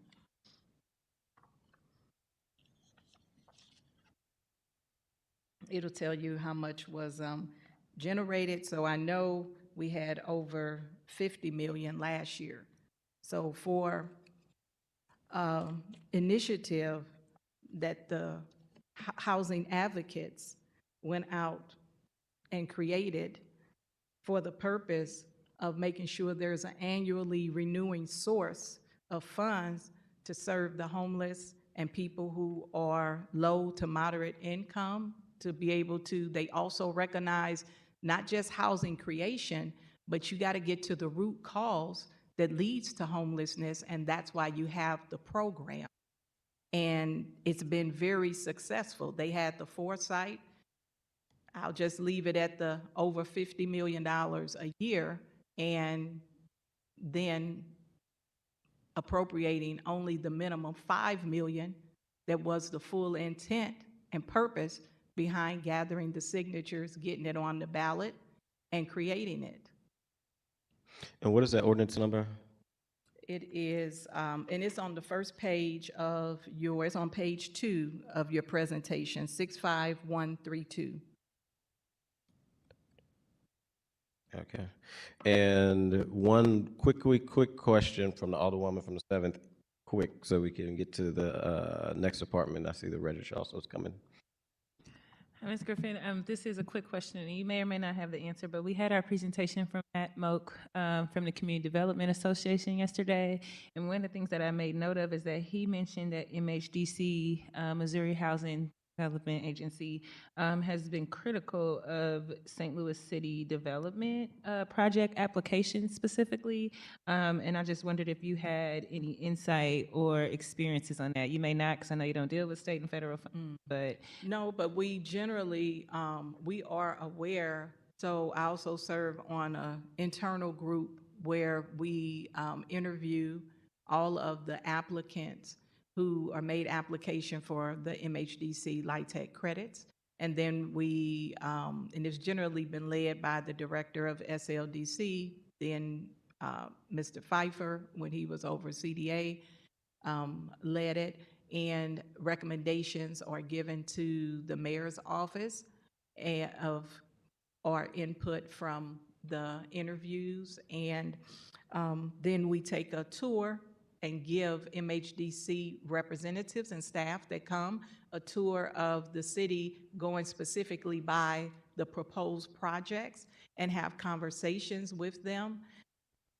I've not had any conversation with MHDC that said where they made me aware they had a concern, so I'm not sure about application process, but so I'm not sure what that is. Generally, what they have asked us being that group, when we're together on the tour, is they want to make sure that the city has skin in the game. They want to make sure that the projects that they approve and award funds to, that the city is going to support those projects. So that is why one of our policies at the Affordable Housing Commission is that projects who have applied to us, who are quality projects and received MHDC awards, will be given a priority. And so, once again, MHDC has always asked the city and the administrations to, if they are going to be supportive of the projects that they choose. As you know, the last few years, not last year, but the few before that, we got some of the largest awards that we had received in a very long time, but you just never know with MHDC from year to year. It's years they only chose one out of the 15 that applied, sometimes two, no matter what the mayor's office sent as priorities. Sometimes they chose 6, you know, which was amazing. So we hope to see that, but yeah, I'm not sure of, they may have any number of concerns, but I'm not aware of that. All right. Thank you, Director, for being here, and thank you for coming and providing so much important information, not only to this committee, but to the general public and the work that you and your staff do. So please give them a thank you from this committee. I will go back and shout it out and let them know for sure, as they have more stacks in front of them. So we appreciate you. We appreciate your passion and interest and recognition that there are many causes that lead to the conditions, especially to poverty, and that lead to people just not being able to move upward in their everyday life. And for us, I have seen that housing is, from all of our conversations and your comments here, is important, and I think that that's a good thing for the city to understand, that while we deal with crime, that the house is where the core of the family is. And if you don't address housing and access to affordable quality housing, you're not going to do the crime prevention that you think you will. You're not going to be able to attain the higher education. As long as all of the studies continue to say that they can predict your life's outcomes based on your zip code. So there are things that have to change, and that certainly starts with providing an affordable house for each and every individual, and deal with the root causes that prevent that. And once again, that's what I love about our fund so much, because we can deal with the causes and deal with the brick and mortar. So again, I thank you. Thank you. All right, with that, we'll keep moving on. We will hear from our city councilor's office, who is fighting hard for us right now in court. So we do not have Mr. Garvin, but we have Ms., why is it just blanking me? Ms. Nancy Walsh to present the city councilor's budget to the committee. Thank you. May I come around and hand you? The clerk will take that.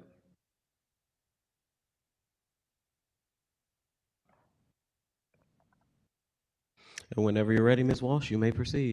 Okay, great. If it's okay with the committee, I would like to start with a prepared statement that Mr. Garvin wrote, and then answer questions that you have. So good afternoon, Alderman Aldridge, Alderwoman Saulnier, Alderman Browning, Alderman Devotie. Thank you for hearing us on the fiscal year 27 budget. The City Councilor's Office operating budget is funded primarily through the general fund. The office receives additional funding from special revenue funds and grant funds. 85% of the office's proposed budget is personnel costs. This totals approximately $8.6 million for FY27, for an approved staffing level of 73 employees. This includes 2 personnel previously at SEMA who were put on our org chart as part of the ARPA compliance team. That's Nevena and Jody, who are part of our ARPA spending push. The police unit of our office was disbanded during FY26 and professional services costs that were previously split between the litigation unit and the police unit were all incorporated into the general fund account, and these are not new services. Personnel previously assigned to our police unit were transferred to other duties in our various units or reclassified, and 4 former staff members resigned after the shift to state control. I'll mention one of the big line items is our judgment fund, which previously was $4 million a year for police and $2 million a year for other types of claims. This year, it is one line item of $8 million. No, I'm sorry, it's $8 million for police and $2 million for other claims. This is a conservative estimate based on pending litigation, which includes 8 wrongful death claims at the CJC, a settlement of a class action relating to the Medium Security Institution, and 2 wrongful conviction claims, the Campbell case and the Johnson case, which are currently pending and present potential liability in the tens of millions of dollars based on similar cases. Also, the Tyrone Edwards police shooting case recently brought a verdict of $37 million after defense by the Attorney General's office, and a federal jury awarded plaintiff Mansour Balbay $18.75 million. The remaining 15% of the city's budget is for operating costs of $1.5 million. The increase over FY26 includes funding for professional services. One reason for the increase is because during FY25 and 26, the cost of a new case management system was funded with ARPA money, but starting in FY27, the cost of the system will have to be funded through general revenue. And we have ongoing professional services such as Westlaw for legal research, Civic Plus for our online code, document shredding, etc. The greatest challenges the office faces is recruiting strong attorney candidates, attorneys, and staff members. There have been 53 departures since January 2024. This includes 37 attorneys, 1 due to the death of Rebecca Wright after a long illness. Our turnover rate during the current fiscal year is 37%. We have 8 attorney vacancies, including a resignation received this week. We will fill 2 of those positions with new hires joining our office. We regularly train attorneys and staff personnel, only to lose many of our best employees once they gain experience. The clear issue is the pay scale. Qualified attorneys can easily earn twice as much at a firm as soon as they leave. We also have lost several attorneys in recent years to federal agency positions that pay at least 1/3 more at the bottom of their pay scale. For instance, we've lost a couple to the U.S. Post Office, to HUD, to USDA, etc. We are fortunate we have many attorneys who want to make their careers in public service and are dedicated to working for the city. But to operate at full capacity, we must do more so that we can hire the best attorneys, retain them, and give them experienced staff support. There are real costs to the city from the turnover rate, even though it may not show up as a line item in our department's budget.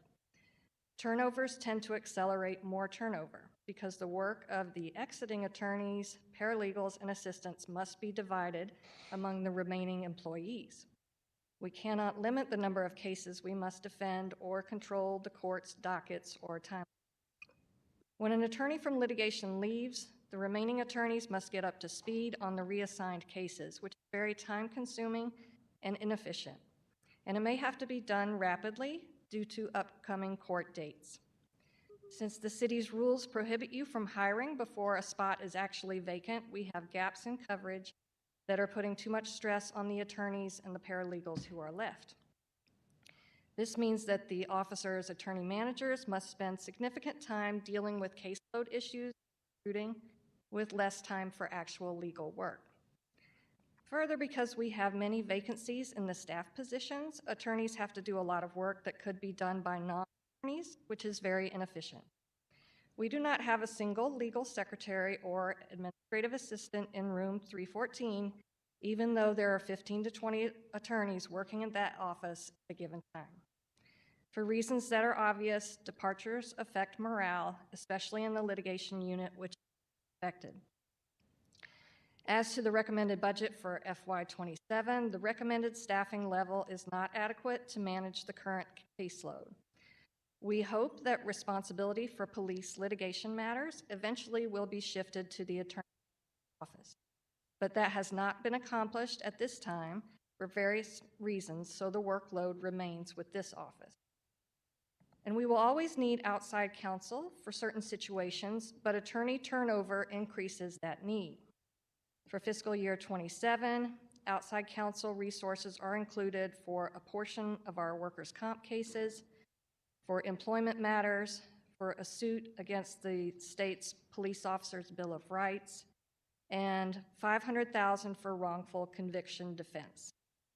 We paid for these services during FY26 by rolling over balances from FY25, which is why those costs appear as a significant increase over FY26. And now I'm available to answer questions to the extent I can. And I also brought with me Andrea Foster, who joined us in the past fiscal year as our program manager. She came from the federal government, having over 40 years of experience and retired from there, took a pay cut of 50% to come work for the city, but her experience is invaluable to us in preparing the budget and keeping our details straight. So. All right. Order of seniority, Alderman Browning. Thank you, Mrs. Walsh. It's good to see you and appreciate the information you just brought to us. It wasn't fun information to hear, but the situation sounds, I hesitate to use the word dire, but it sounds dire.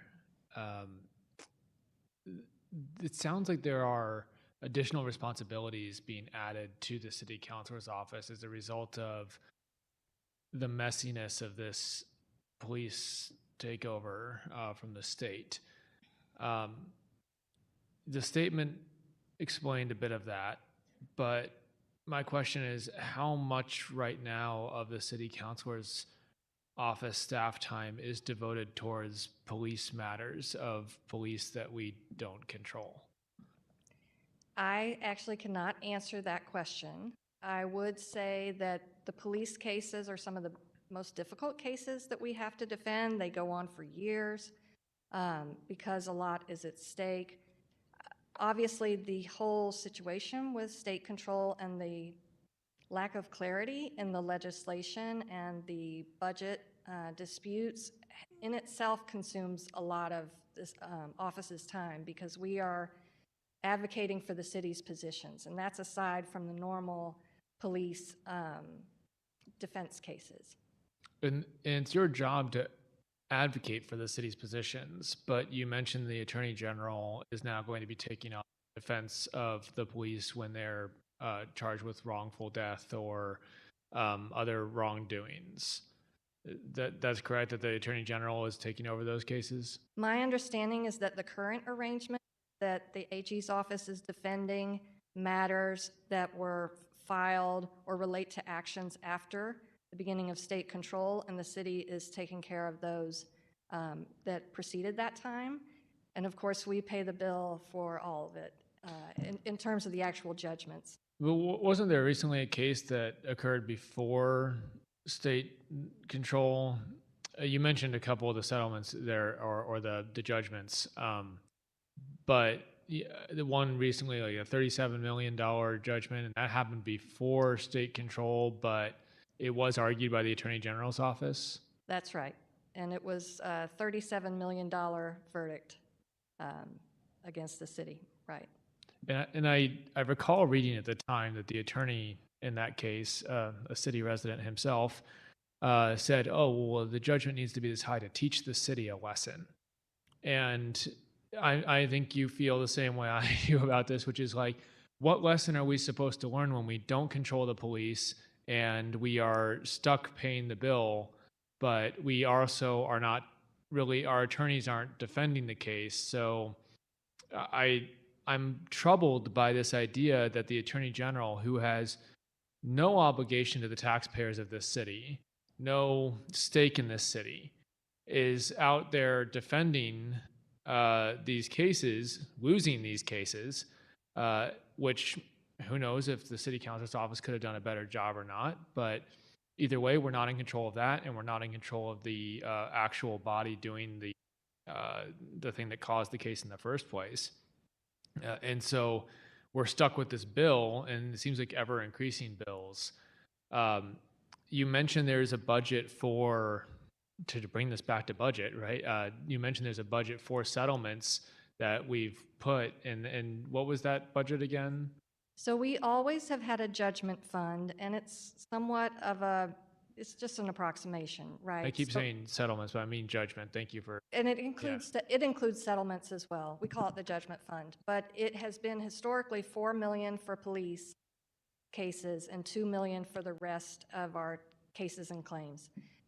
This year, it is proposed to be 8 million for police-related cases, 2 million for regular cases. so far below what the judgments are actually coming out as. Right, and there will be appeals in some of those cases, and it's hard to predict what the final numbers will be or exactly when they have to be paid, but of course, they have to be paid at the end of the day.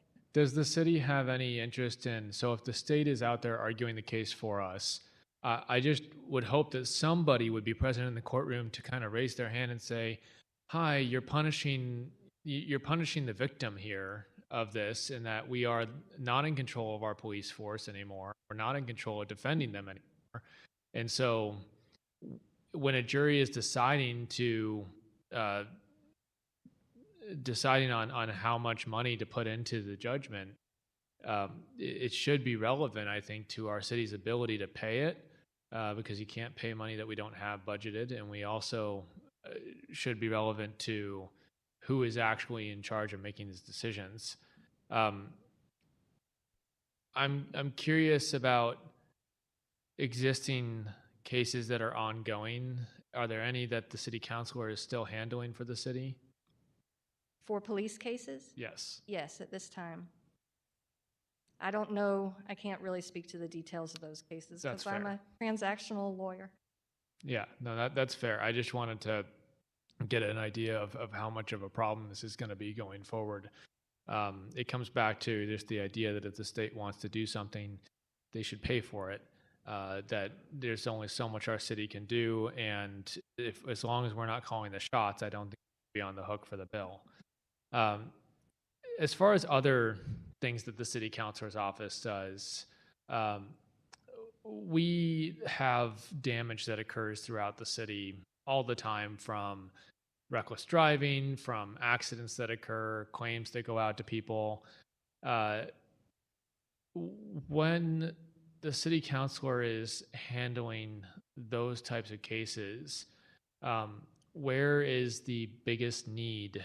I often feel like if somebody, like I had an incident recently where somebody ran into a roundabout that we had installed in the Central West End and did a lot of damage to it. And I thought, well, hopefully we can go after the person and have their insurance pay for the repair of this roundabout. How often does that occur, that we're able to hold people responsible for the damage they do in our city? Or is there staff time that's available to handle that? So you're talking about private damage to public property? Yes. We do have an affirmative litigation unit that started a couple of years ago, where they actually, where the city is a plaintiff. Of course, we can also make demands without actually suing, assuming there is a police report or cameras or something that could generate evidence on that. That's good to hear. And you said that started a couple years ago? The affirmative litigation unit, yes. And it is funded partly by the use tax, but the idea is that unit is basically self-supporting financially because they're bringing in judgments for the city. I should hope so. That would be my hope too, is that we would be not hurting ourselves, but really when we go out and get money for the damage that's caused and also money for the cost of having to go get that money. I understand the city councilor is elsewhere today. Very important case that's being heard in court today.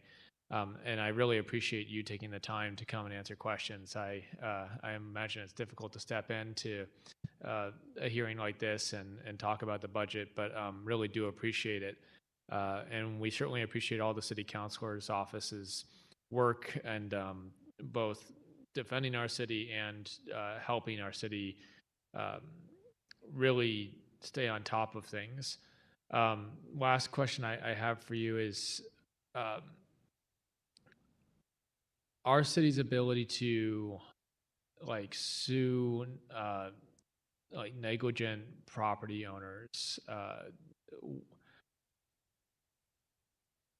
How are we going about that, and is there the capacity that's needed? I just think of all the vacant properties, all the places in our city that are currently. I get questions from neighbors all the time about different properties that are well past their point of being taken care of and are becoming an active harm to the community. Can you speak a little bit to the city councilor's actions there and how we tackle those issues? I can speak a little bit. We have a problem properties unit, and Mia Wood is the manager of that unit. We are adding 2 positions in the budget this year for, they're called client services, I believe, social workers to help do some non-attorney work to assist that unit. That unit has vacancies often, like litigation. It's hard to keep people in that unit, and as things tend to happen in the city, people shuffle around from unit to unit in order to get promoted or take other positions at the city. So we could always use more people. We could use better pay scales so that we can keep those people and keep the workload manageable, because of course the aldermen obviously are concerned about having those vacant properties and those problem properties addressed. I'm sure it consumes a lot of your time, and our office wants to do as much as it can, but we are limited in terms of our staffing. Understood. And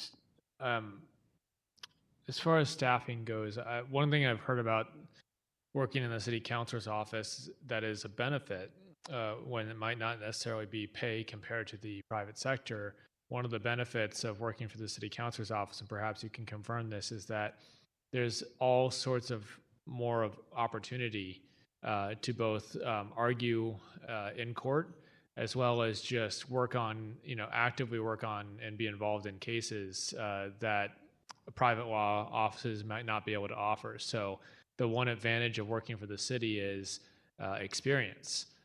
And that might be why we continue to have people come in, get that experience, and then leave. But at the same time, I think that is a good and a very attractive part of coming to work for the city and the city councilor's office. There's no question that it's a wonderful place to work and to get that kind of experience, and we do get a lot of young litigators who come in to get that kind of experience. And of course, we're never going to be able to keep up with the private firm pay scale. But what happens is recently they're working for a year or 2, often a year, and then they're gone. And they can make much more at a firm, but that pay scale I just gave you, comparing what our current range is, what our proposed range will be under the new compensation ordinance, and then shows you the lowest paid federal attorneys, GS 13 at an agency, starts much higher than our attorney ones. So, and we can't keep up, we can't catch up. They're going to just step up in greater steps as they go through their career. And in many ways, they'll have less stressful jobs because they don't have the same kind of turnover that we do. And do you normally recruit through our personnel department? we have to advertise the positions through personnel. And as we know, that often takes a long time and leads to the gaps. But we often don't have a lot of qualified applicants because of the low starting salaries. I think and I hope that Director White is not only aware of the problem, but working on that problem. And I think he's reported already that we've been able to cut down some of the hiring times that were notoriously long, and we get good candidates just by not getting back to them quickly. And so thankfully, I think last time I spoke with him, he cut that in about half since the longest time. But we need to continue to expedite that because, as you pointed out, we're not attracting good candidates with salary alone, I should say. There's the opportunity, there's the experience, there's a few other things that go into whether or not you'd want a city councilor's office. But we certainly want you to have as many talented attorneys as possible because the city increasingly is in positions where we are fighting for the very rights of our charter city. And I think that Missouri is not going to stop encroaching on our individual cities' rights to govern ourselves. And so we need a strong city council's office. And this is just my saying, to any aspiring lawyers out there, I highly endorse coming to work for the city. You'll get a wonderful experience. And I think people like yourself can tell them what a great place it is to work and the difference that you can make by serving our city. So thank you so much for your work. I really, really appreciate all that you do. And I look forward to seeing us hopefully be victorious in our many, many cases that we're arguing right now. Alderwoman Saunier. Thank you. Nice to see you, Mrs. Wash. Even though I feel like you're actually the attorney that I deal with the most often from the city councilor's office. I'm certainly appreciative of the many efforts that we've been able to work on, some of which have been very interesting in nature, which is how I end up with you. I only have just a few questions about the budget. I think it's pretty straightforward. I did notice just for professional services, there's about a 400% increase. If I'm reading this correctly, it looks like in FY25 you got $336,511. FY26 $215,200, and then in this year there's a request for $949,900, and what is being proposed in the budget before us is $899,900. Can you give any context as to just what that significant increase is due to? Yes. So during FY26, the police was paying the bill for outside counsel for the wrongful conviction. Mhm. We've had to take that back, and we have $500,000 alone for that in our budget for FY27. So that's why there's a big jump there. Thank you. Say that unit again. I'm sorry? What was the unit? 500,000? 500,000 is budgeted for the firm that's doing our wrongful conviction case. Okay. And some of the increase, I believe, and Andrea can remind me if I'm right, is because we had some professional services that we were budgeted the year prior, and we rolled those over for FY26, but now we have to add them to the budget for our annual estimate. Thank you. And then I also noticed in the, this is specific to the City Councilor Affirmative Litigation Unit. I just want to confirm this is the unit that is responsible for the investigating or carrying out the Dara Daughtry cases. Is it? The which cases? Dara Daughtry, the slumlord that had all the properties all across the city that's in court right now? Yes. Okay. I'm just curious, in regards to this specific unit, I haven't necessarily seen any additional cases brought forth. I guess my question is about the context of this litigation, of the affirmative litigations unit, because I know that Dora Daughtry case is a big one. I certainly have some properties that she had in the 7th Ward, and I know that's in case, but I'm curious about the ongoing work that's going on or efforts that this office has to expand its work on making sure that we hold the slum landlords accountable in the city, if there's any discussions of expanding that work, and want to make sure that this budget gives you everything you need to support that unit that I think is really important. Okay, I will say on the slum landlord property aspect that most of that work is done through our problem properties unit and nuisance, housing court cases and things like that. The particular case you're talking about was such a massive case that my understanding is that it's handled by this affirmative litigation unit, but a lot of the type of work is done through problem properties. And I will say this unit is also overseeing some outside counsel in contingency cases. There is the Kia lawsuit, which is currently paused, but that is a contingency case where they have to report to the affirmative litigation group. We also have we're part of a multi-district litigation about, and Alderman Devotie may know this better than I do, the foam pollution, toxic kind of pollution case.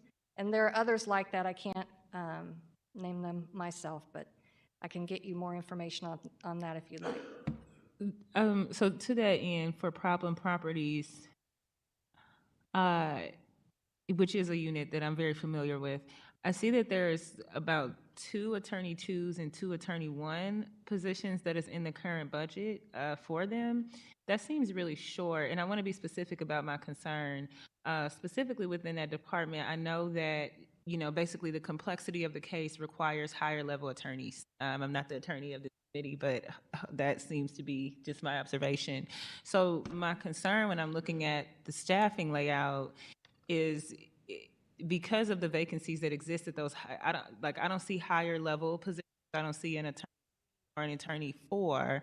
And so a lot of times when our budgets are structured that way, you end up with a department leader in that department who would be the only senior attorney for the department that is then having extremely high caseloads and doesn't have as many people to offset things on because an attorney level 1 cannot do, or even 2 cannot do some of those senior functions. So that is probably my only concern in your budget. And I also understand that I think a few months back when I was working with problem properties on a grant that I was working on, I also discovered that there was an attorney that was assigned to problem properties, but that officially in our budget, but that was actually doing work in another department or another area. So I just wanted to, I guess my question to you is about my concern of this budget not having those higher level attorneys in that departmental leader that I think is Ms. Woods, her workload just being pretty high in absence of that and not seeing some of those higher level attorneys in this budget.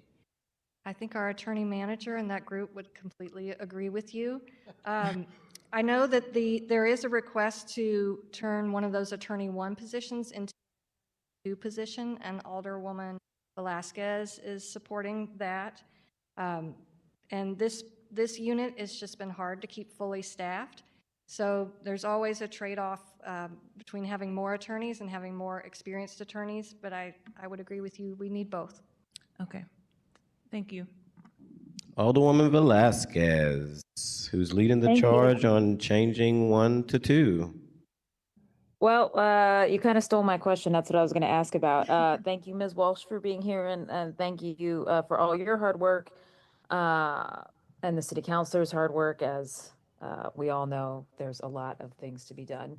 I just wanted to check in on that. I know I talked to Ms. Wood, and it seems like I wanted to just check in on the status of the hiring and if we were able to move that attorney 1 to attorney 2, and please correct me if I'm mixing up any of the facts. That particular position was related to some of the vacancy legislation that myself and Alderman Browning and Alderwoman Boyd worked on, and basically what Alderwoman Sonier said, because of the complexity of the work and also the need to keep people on, was recommended that they change it from an attorney 1 position, which is what it was budgeted for last year, and in the fiscal note to an attorney 2. So just want to check and see if that's happened and how you are in hiring for that position. I wish I had the answer to that. Andrea, do you know anything about that?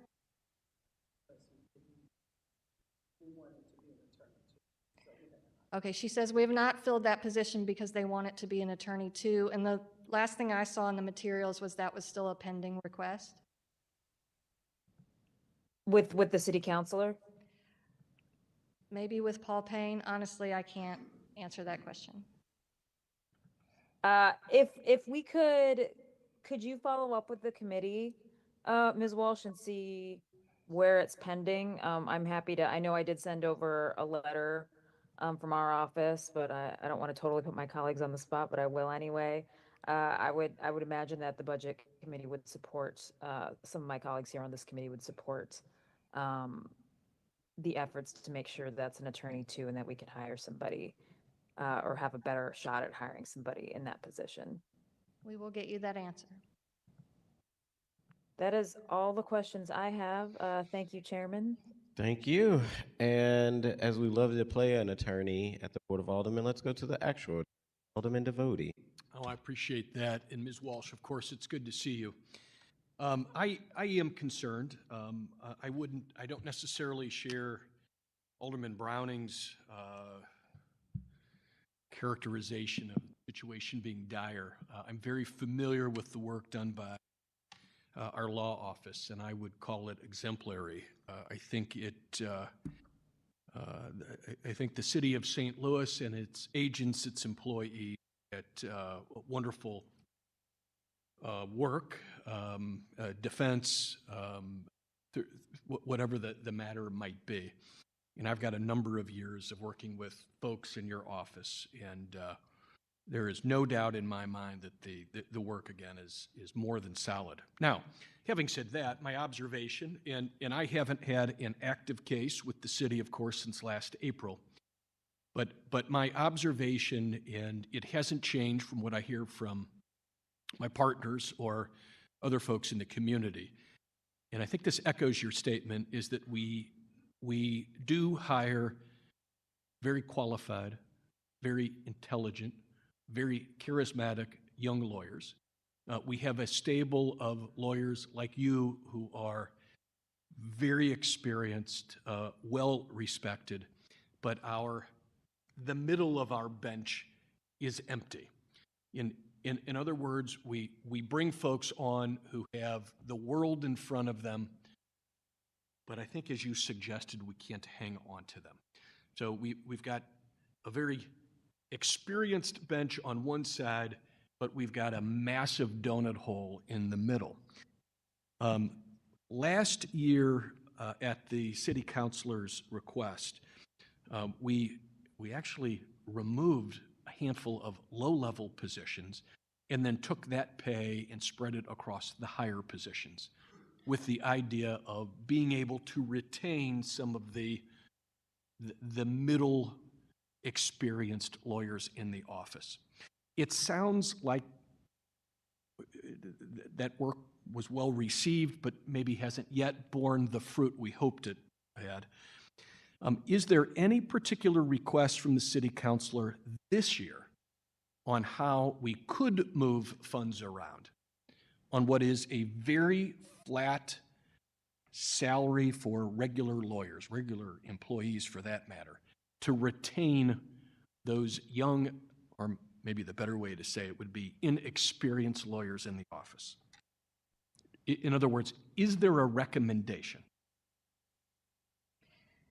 So Mr. Garvin would have to answer that specifically. I will say, in response to what you said about last year, our request was to raise the maximum salaries for a couple of deputy positions or and attorney manager positions.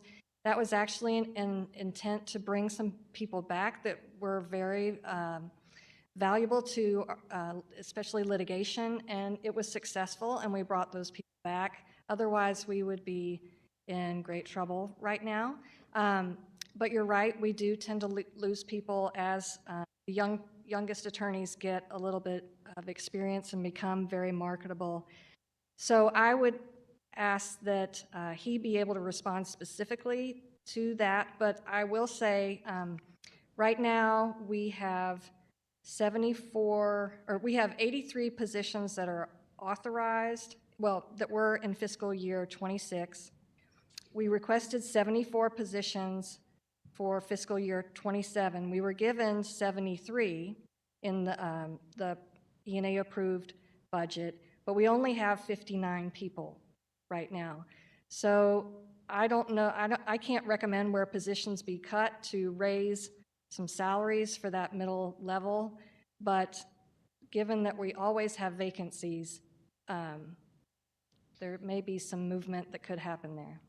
Well, and I didn't figure that you'd be able to answer that question off the cuff, but I am asking it because I think it's a fair question. It's something that if the city councilor, Mr. Garvin, had a particular response, like he did last year, it would be a matter that I would be very willing to speak with this committee about to amend the budget. Because again, it is my observation that, if we had success bulking up our attorney manager and deputy city councilor bench, now we need to start working on building up the bench of the attorney 3s and 4s in the office. If that's what the city council would like us to do. I am all ears and I'm willing to listen, and I trust you'll take that back to him. Yes, Thank you for your we'll work. respond. Thank you for your work. Are you done, Counselor? I am. All right. I'm just playing my role on TV. Thank you so much to our city council's office. I think we are in unprecedented times where you have a rogue police commission that is not the police board, really taking, as a young kid say, the city through there.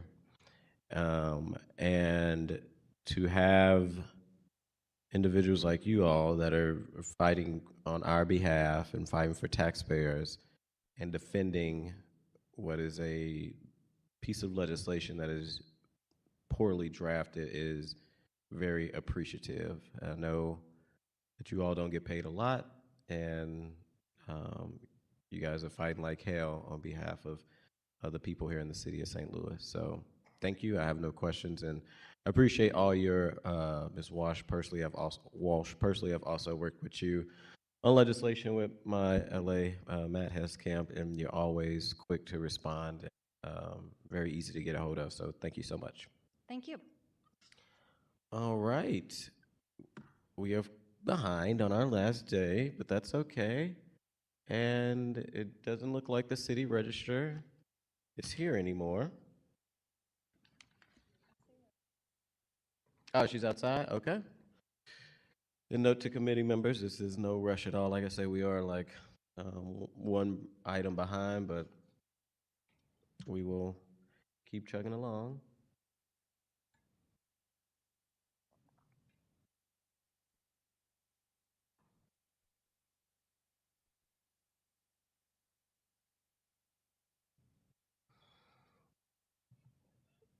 Oh, there she goes. Our fabulous, always looking amazing from head to toe, our register from City of St. Louis is in front of us. Is it director or commissioner? Just director. Oh, just register. Just register. Just register. Well, Madam Registrar, you may proceed. Thank you. Well, good afternoon, everyone. I am Amber Boykin Sims, the City Register. I'm here to present Department 124's budget, and then just share some of interesting, exciting things that's happening in the Office of the Register. The Office of the Register was established under the authority of the City Charter, approved July 9th, 1877. Our primary function of this department includes maintaining original rolls of city ordinances, executed contracts, and other official documents of the city.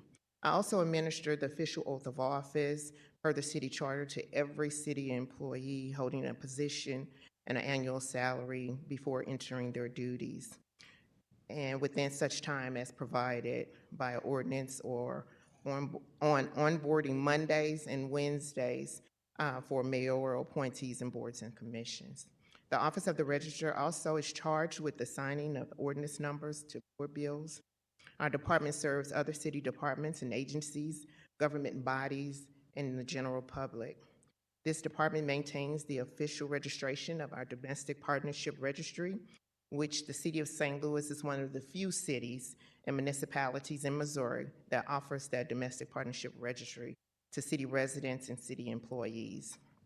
Our department generates revenue from the application and now the termination fees associated with the Domestic Partnership Registry and from those fees that are charged for copying services. Our mission is to protect and preserve all city records, making official information openly accessible and transparent to all. We're dedicated to the secure management, long-term preservation, and equitable public access to all official city documents and information. In 2021, when I was appointed to this position, official documents were not in a safe, secure, and fireproof area. I immediately asked facility management's team to evaluate our storage area, and they recommended that our official records be immediately removed. In 2022, with the assistance of the Board of Public Service, I applied for $100,000 capital budget funding for renovations of room 422 for the new secure fireproof official storage area and to house the open First City Register's official public access research office. We know that additional capital budget funding will more than likely be needed as construction costs has increased since 2022. Renovations are scheduled to begin, and we're very excited about this, July 1 of 2020. In 2023 and 2024, I wrote a grant and received funding to digitize Phase 1, 1949 to 1993, and Phase 2, 1994 to 1990, our city ordinance books for the years. We are also able to provide read-only digital copies to the City Councilor's office, as well as the Board of Aldermen for their use in research.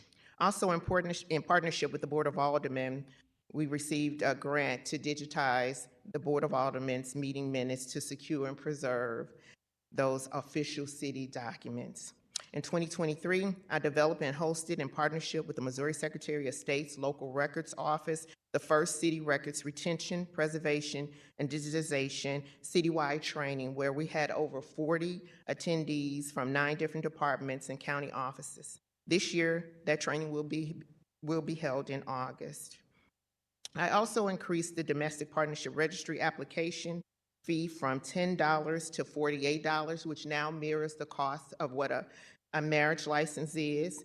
We now also charge $48 for the termination of a domestic partnership.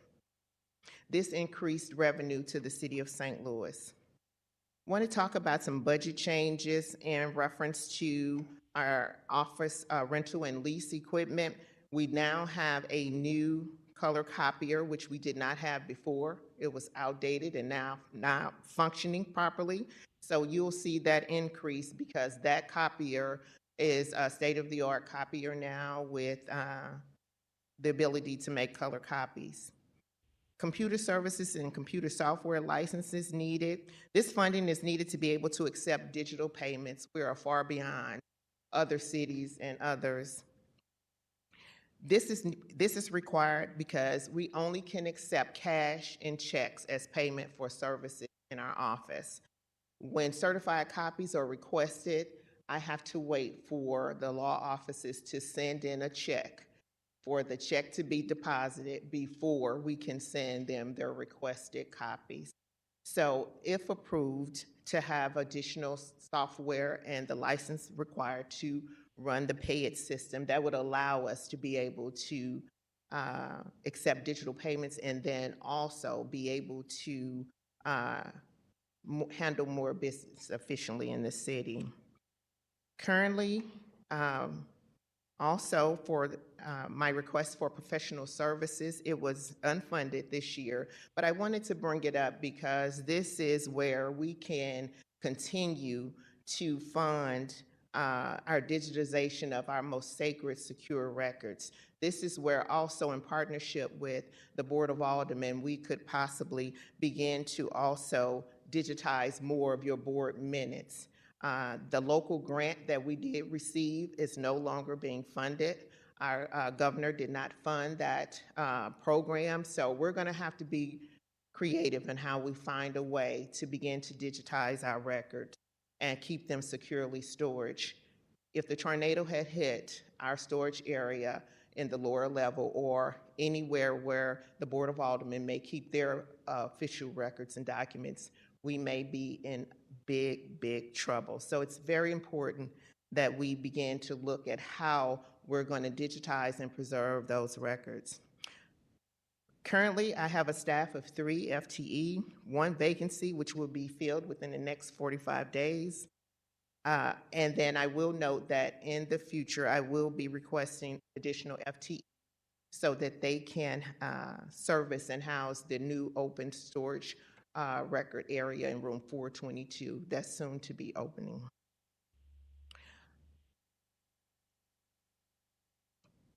Mr. Chairman, out of the 4,500 surveys I've received for the services that our office has performed, we've only received a 0.5%. That was not an exceptional rating for our office. We pride ourselves on the services that we provide. And Mr. Chairman and members of the committee, I also want to just share with you some of the comments that have been made from those who have surveyed and provided information to our department. This office was professional and further solidified why I accepted a position with the City of St. Louis. The last time I was in City Hall was in 2023. Good change, job well done. I appreciated the promptness and efficiency of service received. Staff was very nice, took time to explain what I didn't know. Extremely professional and timely. I was duly impressed with the overall experience. Today, and this experience made me love this city more. Appreciated the warm welcome and for professionalism. Mr. Chairman and members of the committee, I want to thank you for the opportunity to present Department's 124 budget today, and I'd be happy to answer any questions. Thank you, Madam Registrar. In order of seniority, Alderman Browning. Or I can pivot. Sorry, just sneaking a quick granola bar. We've been here all morning and now it's 1:30. Thank you for being patient while we ran over schedule. And thank you for the work you do. Just all the swearing in of the boards and commissions. And I know we have so many of them. And we really appreciate all the people who would like to help serve our city. But, you know, that requires us to take them on. And, you know, I think sometimes we walk past the ceremonies that are happening down there in the atrium there. And I just really think it's just such a special part of our city that we have both people willing to serve on these boards and commissions, people willing to serve on this board of aldermen, and at the center of all that is you. So I always love the opportunity to, you know, take the oath and to just give that really momentous occasion the respect and the process it deserves. And you do such a wonderful job with that, as well as really doing the important work of keeping our ordinances, of making sure that we are transparent, accessible, and definitely heard about the payment system. I'm a little shocked, but not shocked, because I'm city long enough to know that we're still not quite up to date with our payment systems. So would love to help how we can there. But don't have any questions for you. Just appreciate your presentation and time today. Thank you, Mr. Thank you. Alderwoman Sanye. Thank you, Chairman. Hello. You know, I'm always going to give my flowers every time I see you. I can only imagine how stressful your office is. a couple of times, especially as I'm working on procurement things, having to go into that basement and dig in those records is no easy feat. And you look this good every day, even with being over them documents. It don't be a hair strand out of place, okay? So commendos and kudos to you. I think that your budget is pretty straightforward.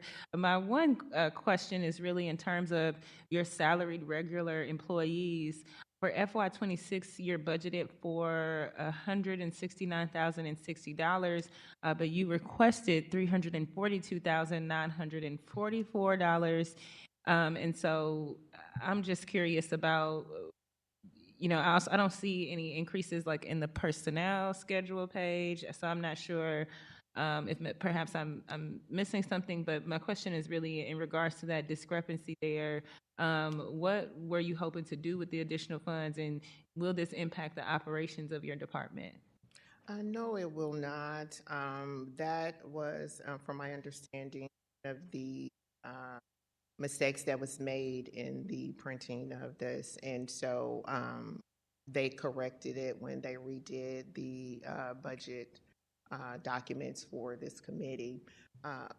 My my goal is to reevaluate all the positions in that department, within this department, because they are not in sync with what the work we do today. And so it's going to require some reevaluation of those positions, and then the work that they actually and we do now under my leadership, and with the change in policies and procedures and processes. So the 342,000 request line is an error? Yes, from my understanding. Okay. Thank you so much for your service to our city. And if you ever, your earrings have had field utilization, like, you know what, I don't really, you ever got some stuff you want to pass on?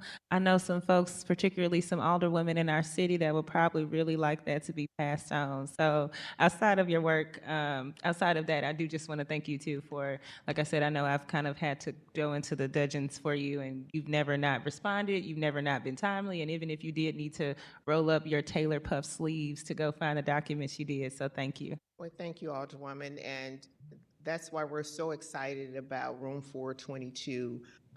That's going to be our new storage area, but it also will allow public access for them to, it kind of will mirror what you see with the Recorder of Deeds office, where the public can come and do research and research ordinances and city contracts. And then if they have a desire to get copies, then we certainly will be able to provide it with the Pay It system to be able to make copies via digital format. So we're excited about that, and we look forward to welcoming you into that space, and then too having the public come into our city government and being able to do their own research at will and look through our documents, and that transparency that will exist for that area in that room. So we're really excited about that.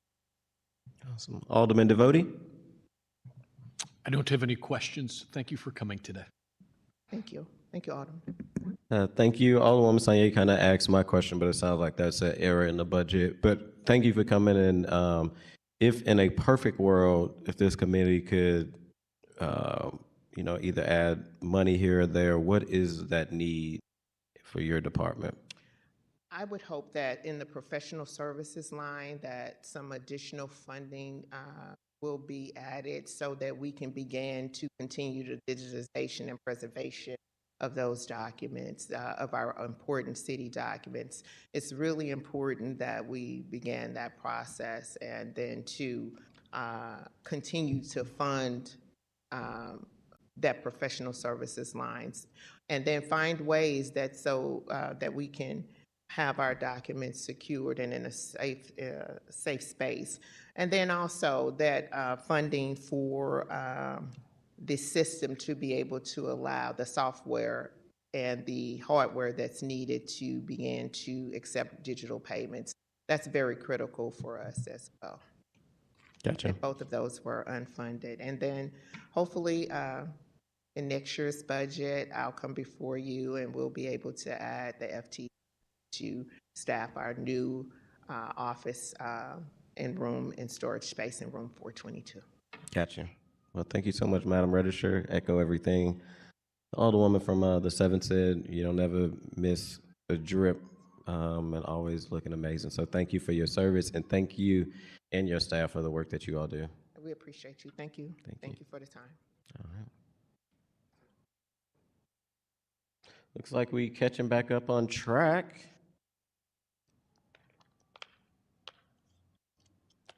We have supplies here. We got the Supply Commissioner, Mr. Chris Carter himself. Mr. Commissioner, you can come on up and talk about your budget. How's everyone doing? I think she's going to upload my presentation. It's very quick. This is probably going to be the fastest that you guys ever seen. We haven't moved all day, so if we could sneak in a I break. know this is it, right? Am I the last one? Slate is after you. Oh, man. Connie. Oh, dang, you got the, okay. Are you pulling up a presentation, Madam Clerk? Okay. Okay. Do I need to get the right hand? Nothing? Nope. Okay. Y'all good. What is it, afternoon? Good afternoon, Chairman and members of the board. Oh, can you hear me now? Good afternoon, Chairman and members of the board. Members of the committee. My name is Chris Carter. I'm the Supply Commissioner for St. Louis City.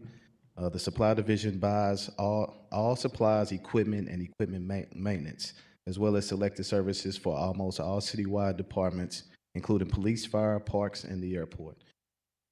Purchases can be made under a multi-year contract via RFQ, depending on the product usage. The departments administer approximately 200 contracts and processes about 3,200 recs per year from our contracted vendors.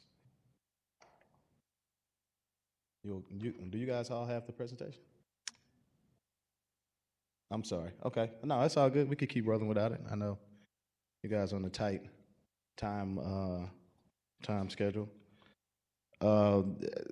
We also handle the city mail services as well.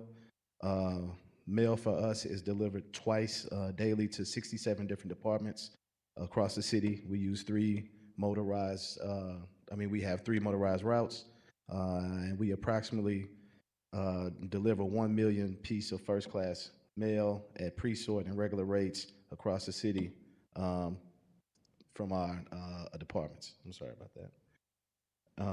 We also run the printing services as well, and we offer a complete range of printing services for all type of projects and things across the city for our different departments.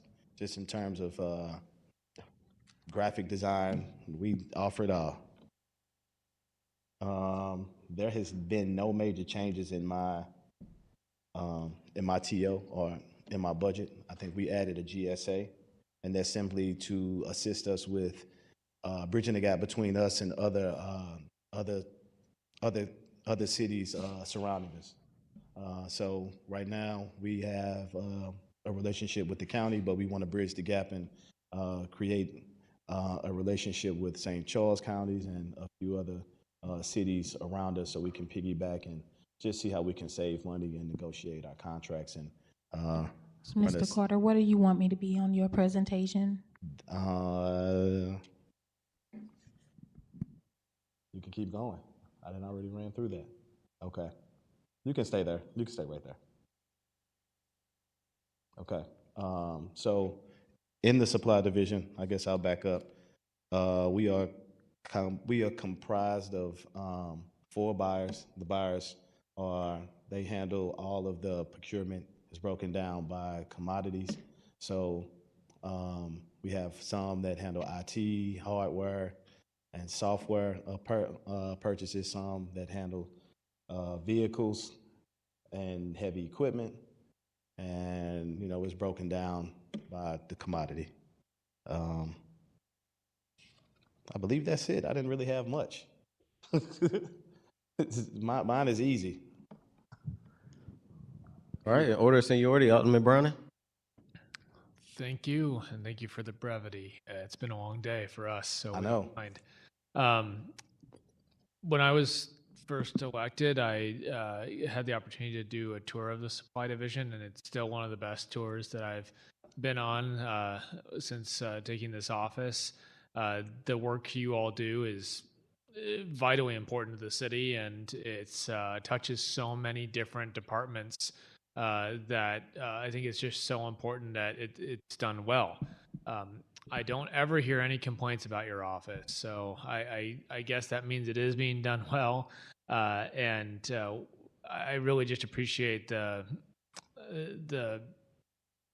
effort that you all make to keep this city running. It's really important, and as we've gone through some changes recently, I'm sure it's affected your department as well. Especially, I'm aware that there's the supply division garage on Laclede in my ward, and that's shared with the police. And so, just one of those other things that this, I said it at the beginning when we started hearing, doing these budget hearings, that these that the police takeover was going to be a recurring topic as we talked through this, because that's been affecting just so many different departments at our city. As far as your job has gone, what changes have you had to make regarding that, and how has that been going? Man, you would ask that. So that's a tough one Yeah. for us right now because I sell all of the city surplus items. And so when we took the department back over, we took ownership of all of their surplus and property, well, all of their property, period. And so now the issue that we are having, and maybe I shouldn't share this, but I'm gonna share it anyway. The Board of Police Commissioners, can you guys hear me? Yeah. The Board of Police Commissioners, during the transition, they had us create a separate account specifically for them.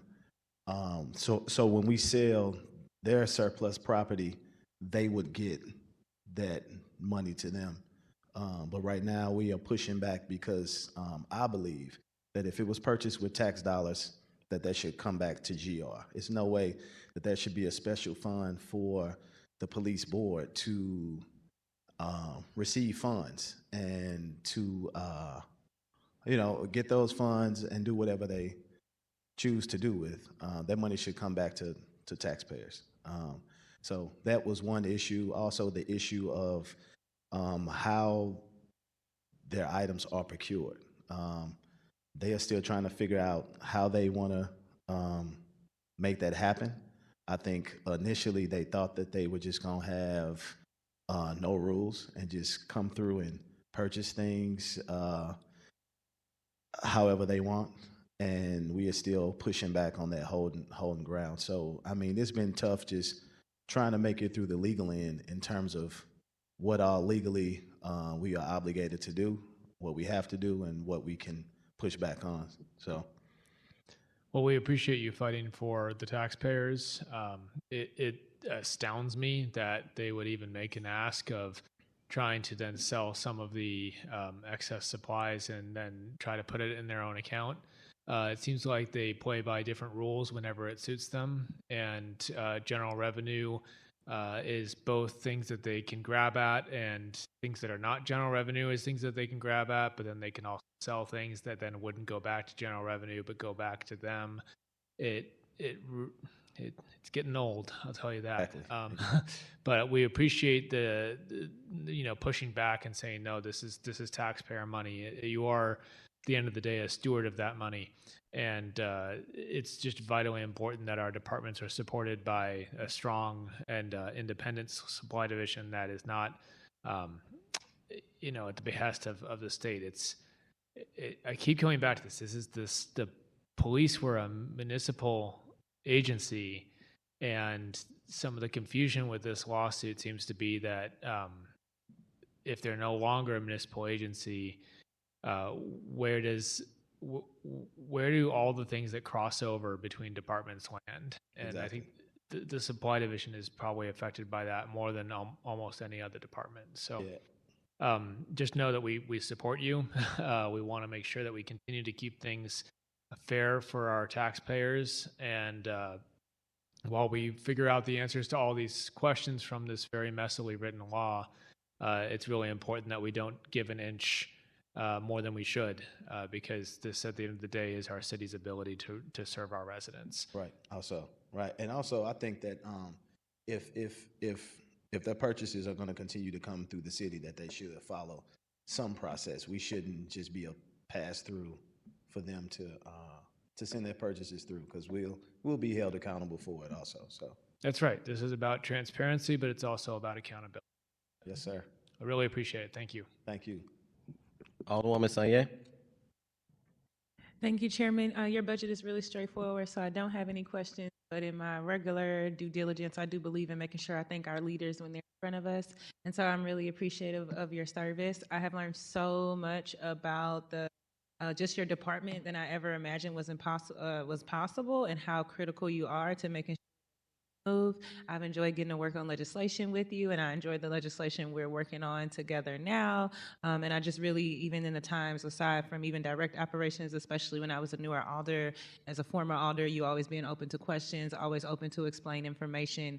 I'm just really grateful, and I never want to pass up a chance to give you your flowers for your leadership and for the personal choice of attempting to kind of mentor myself or others when we're interested in making sure that the institutional knowledge is passed on, but not with a sense of like dehumanization or belittling. So I just commend you for your service. Thank you for your short presentation and your quick to the point talking points. Thank you. Thank you. From one quick to the point commissioner to quick to the point alder. Straight to Alderwoman Sanye. Alderman Devoti. Good afternoon, Commissioner. Is your mic on, Alderman? My mic is on. Good afternoon, Commissioner. Good afternoon. Why is your office still handling police procurement in May of 2026? So, because the board and I think our legal team have not solidified how they want certain things to operate at this point. And I think initially, like I said before, I think that they thought that as soon as this passed, that they would just send stuff through, and they attempted that, and we stopped it. Just in terms of the process that they wanted to use. I understand that point, but we're now a year down the pike. Yes, sir. It's not like we're sitting here in May of 2025. I mean, we are now nearly an entire year. I'm just trying to wrap my head around the very basic issue. Of why anything is going through your office. Well, no, and they still haven't agreed on their processes. When I say they, the police department. So initially, I thought that they were just going to adopt the state rules, but they did not. They are coming up with their own procurement system, manual, and everything. And while they're doing that, I think there was talks that their stuff still had to come through us at a point, just in terms of them following a process. And I hate to be a blockhead, but why? Yeah, you and I are on the same page, right? I think that at this point, if they don't have a process, that they should be direct paid strictly through the comptroller, or that it should run through them. But I just couldn't agree to me pressing approve and being a pass through for something that I couldn't say no to. So you talk about being a pass through. Are you in some way keeping track of the time, effort, and energy you and your staff are investing in police procurement issues? Yes, sir. But one thing that we aren't running for them are RFPs. So we're doing their stand-up purchases, we're doing contract stuff still from them. For them, but we're not running their RFPs. And how are we billing the board for the time that you and your staff spend doing their work? We are not. Why? That's a great question, and that's one that I can probably follow up and get back on you with. Well, I think that's really important, right? Yes, sir. I mean, this is one of those, I've tried to keep myself measured throughout all of this, but this is a point that I agree with the alderman from the 9th on. I mean, you have your cake, you can't eat it too. I mean, you pick. And this is, as much as I have tried to stay above the fray here, this is very annoying and irritating to me.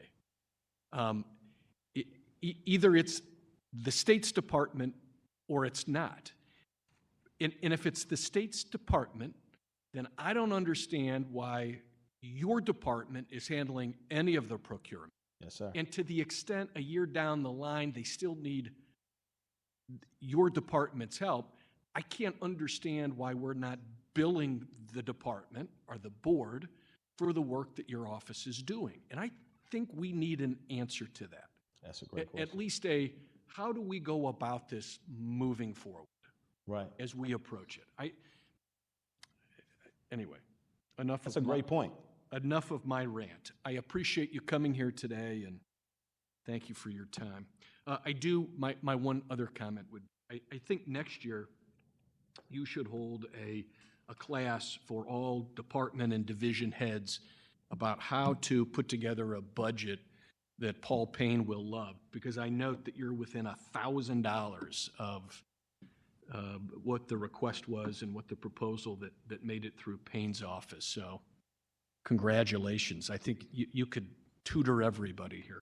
Yes, sir. And I mean, I'm gonna push another change for us to save the city a tad bit more money, but I have to push it through Paul and a few other folks and you guys to see what the thoughts are. Thank you. Thank you. And just for the record, it's about 7,000. You requested 1,077,000, and you got 1,070,000. But I still get the point of the alderman from the 5th that you've been clearly doing this for a while, and you know how to make sure that your department is getting the resources that it need. Appreciate your leadership in this. Like the one from the 7th, since 5 and 9 are agreeing, it'll be 7 and 7, 14. Agree with a lot of the stuff that she's mentioned, of just about how you have not withheld information when it comes to your department. I know you've also stepped up in the past with helping with the tow department, and you've just been a wealth of knowledge to help, I think, the younger generation of elected officials of how to navigate and get things done at the Board of Aldermen, and how to make government efficient. So appreciate you so much, and appreciate all you do. Thank you. Can I say one more thing? So this year, I hope that we can move towards, and I think we've had this conversation before, but not the other aldermen. I hope that we can move towards that one-stop shop for all of procurement for the whole city. I believe that we are doing ourselves a huge disservice when we look at invoicing and when we look at procurement, period.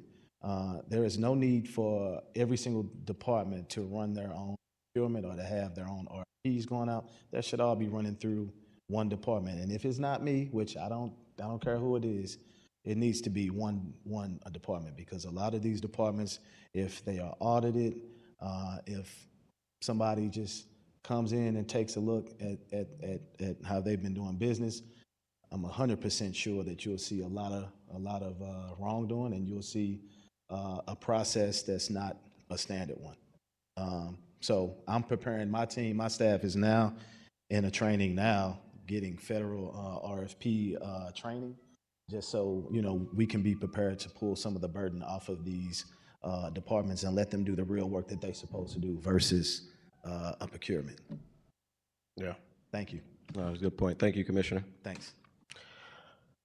All right. Last one of the day, gang. We have Slate here, who also provided some goodies and information with inside those goodies for us. So, guess it's just the two of us now. Commissioner, whenever you're ready, you may proceed. Okay. Good afternoon. My name is Connie Johnson. I'm the Executive Director for the St. Louis Agency on Training and Employment. And to my left and your right is my right hand, the Deputy Director for Slate, Ms. Cassandra Williams. She is the CFO, essentially, for the agency and has been with the agency for 26 years. So this is going to be a dual presentation, and thank you for the opportunity to present. So Slate, first slide, many people may not know, but our mission is twofold. It is to make sure that we provide education, employment, and training opportunities to those people who face significant barriers. And those barriers are pretty much identified in a federal regulation that governs our program known as WIOA, the Workforce Innovation and Opportunity Act. In that federal regulation, it directs us to provide programs and services for youth, adult, and dislocated workers. That's our primary mission there at Slate. However, the second mission that we have is to also work with employers to help them identify candidates for positions. And so we work twofold. We help people find jobs and we help employers find candidates. I'm going to present a quick little overview of Slate, just in case. We are located at 1520 Market, Suite 3050. We operate currently with a total of 53 staff members. 20 are city employees, 7 are employees from the state of Missouri, and we have 25 staff from EDSI, who is our subrecipient on site. Over 70% of the Slate program budget is derived from federal and state funds from the United States Department of Labor and the Missouri Department of Higher Education Office of Workforce Development and the Missouri Department of Social Services. Slate also receives some additional smaller grants from community partners such as ARCHES and CDA. And with that, I'm going to now turn this over to Ms. Cassandra. Good afternoon. Just want to talk about a few of the changes that have occurred with our budget this year. Beginning with, we did add 2 new positions, one of them being the customer service rep and the other one being an employment and training specialist 2. This is due to the increase in traffic flow that we have in the Career Center and to be able to support that. The customer service position primarily starts at the information desk, but also supports intake of new customers. And then the employment and training specialists work primarily with our businesses as we begin to expand that component at Slate as well, to be able to get support for businesses in the community as well as city departments in finding new hires for their positions. We also want to reintroduce this year our AEL, SEL education labs. And so we have partnered with city departments, IT, SA, and city to upgrade our computer lab, to get new computers in there and also additional equipment within the lab so that we can begin the operation of the AEL ESL lab this year. So we're looking forward to doing that this fiscal year. And then we also partnered with the Department of Human Services this year and secured $1.4 million in EcoDevo dollars to support our youth empowerment program, which is to serve youth between the ages of 19 to 24. That is a collaboration and a much needed support for our city as well as the agency to be able to service youth in that age group, for them to support in regard to the tornado recovery, but addition to that, to be able to find opportunities to develop themselves and enter into career and support their economic development. We also purchased a van. We purchased that 2 years ago. And so we've put money into the budget this year to be able to support the outreach and be able to utilize that van, not only for outreach to the community, but to support our participants in our programs and ensuring that they are able to get to job sites and locations in the program as well. As we look at our budget and what has worked for us this year, we did get money from the Department of Higher Education to the tune of $1.5 million, which is called our Spring Storm Tornado Recovery Money. That program is now in operation, and we have begun to partner with city departments, CDA, and other departments to be able to support and have participants to go to work to support the tornado recovery within the city. And that project will take us into 2027, as a matter of fact, with the money that was supported by that. With CDA, we were able to secure $84,000, and that is to kick off and continue our Prison to Prosperity program. So we are looking forward to doing that. That is a reentry program that we have with the department to be able to work with persons who are currently incarcerated, but also to transition them into the community and be able to be successful in that area. So, and then we've applied for Youth Build Plus grants. Again, we have that grant, has been successful with that grant for the last 6 years. So we're looking forward to receiving that grant. Have not received word on it yet, but are looking forward to receiving that. And then we've also applied for a Second Chance grant, which will also be a part of our reentry program to be able to work with inmates and transplant.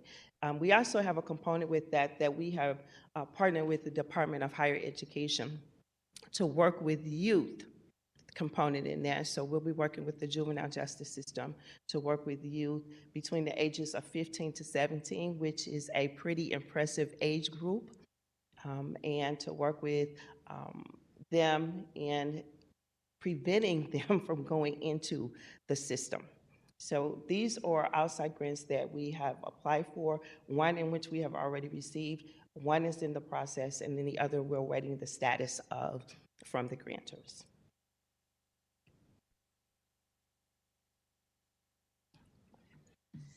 So we're going to pivot a little bit. One of your questions specifically asked, like, what do we need the Echo Devo funds for? And so as I explained, a lot of our money comes from the United States Department of Labor and the state of Missouri. Right now, currently, this new administration has laid out a blueprint for what they believe is workforce. And they are more or less directing workforce centers throughout America to abide in accordance with this report called America's Talent Strategy, Building the Workforce for the Golden Age. And they have identified 5 pillars that they will expect us to incorporate into our existing programs. We more or less have about a year to get things in order, okay? We're very grateful and fortunate that we did not receive any cuts. But the big thing for all of these pillars, it really centers around apprenticeships. And years ago, Slate did have a number of apprenticeship programs. But over the years, those programs have kind of waned. But now with this direction coming from the federal government, we are in the process of trying to become an intermediary for apprenticeship programs here at Slate, and also partnering with other agencies to bring apprenticeships back to the center so that we are able to offer those as part of our programs and services. So you'll probably hear more about these pillars as we get closer to the next fiscal year, because we do believe that funding will be impacted based upon an organization's ability to show that they are trying to make improvements in accordance with these pillars as outlined by the federal government. Next slide, please.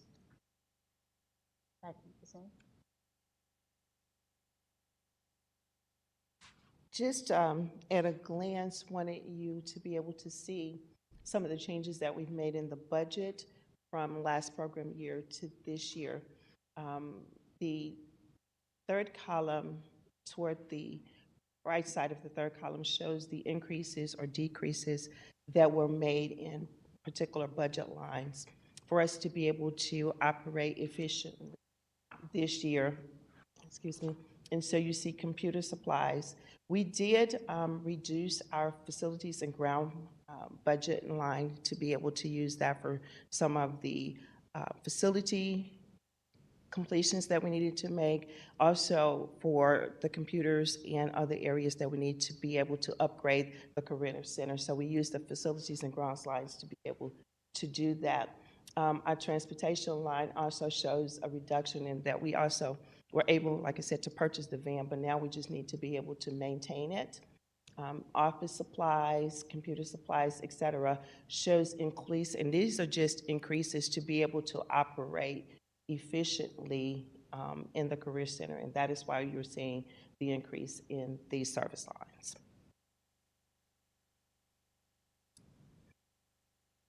Okay. So these next couple of slides kind of highlight initiatives and programs, and I will say that many of these initiatives are directly in response and in alignment with the direction that we are being given from the federal government in terms of expectations of job centers. Now, the Show Me Heroes, this is a veteran-specific grant. The criteria for enrollment is a little constrained, but it's a great program. We only have 6 people enrolled, and we would love to have more, but now we're on a deadline because we're almost at the end of the fiscal year. The Adult Education and Literacy Program that Ms. Cassandra referenced, we are in the process of discussing partnerships with St. Louis Community College.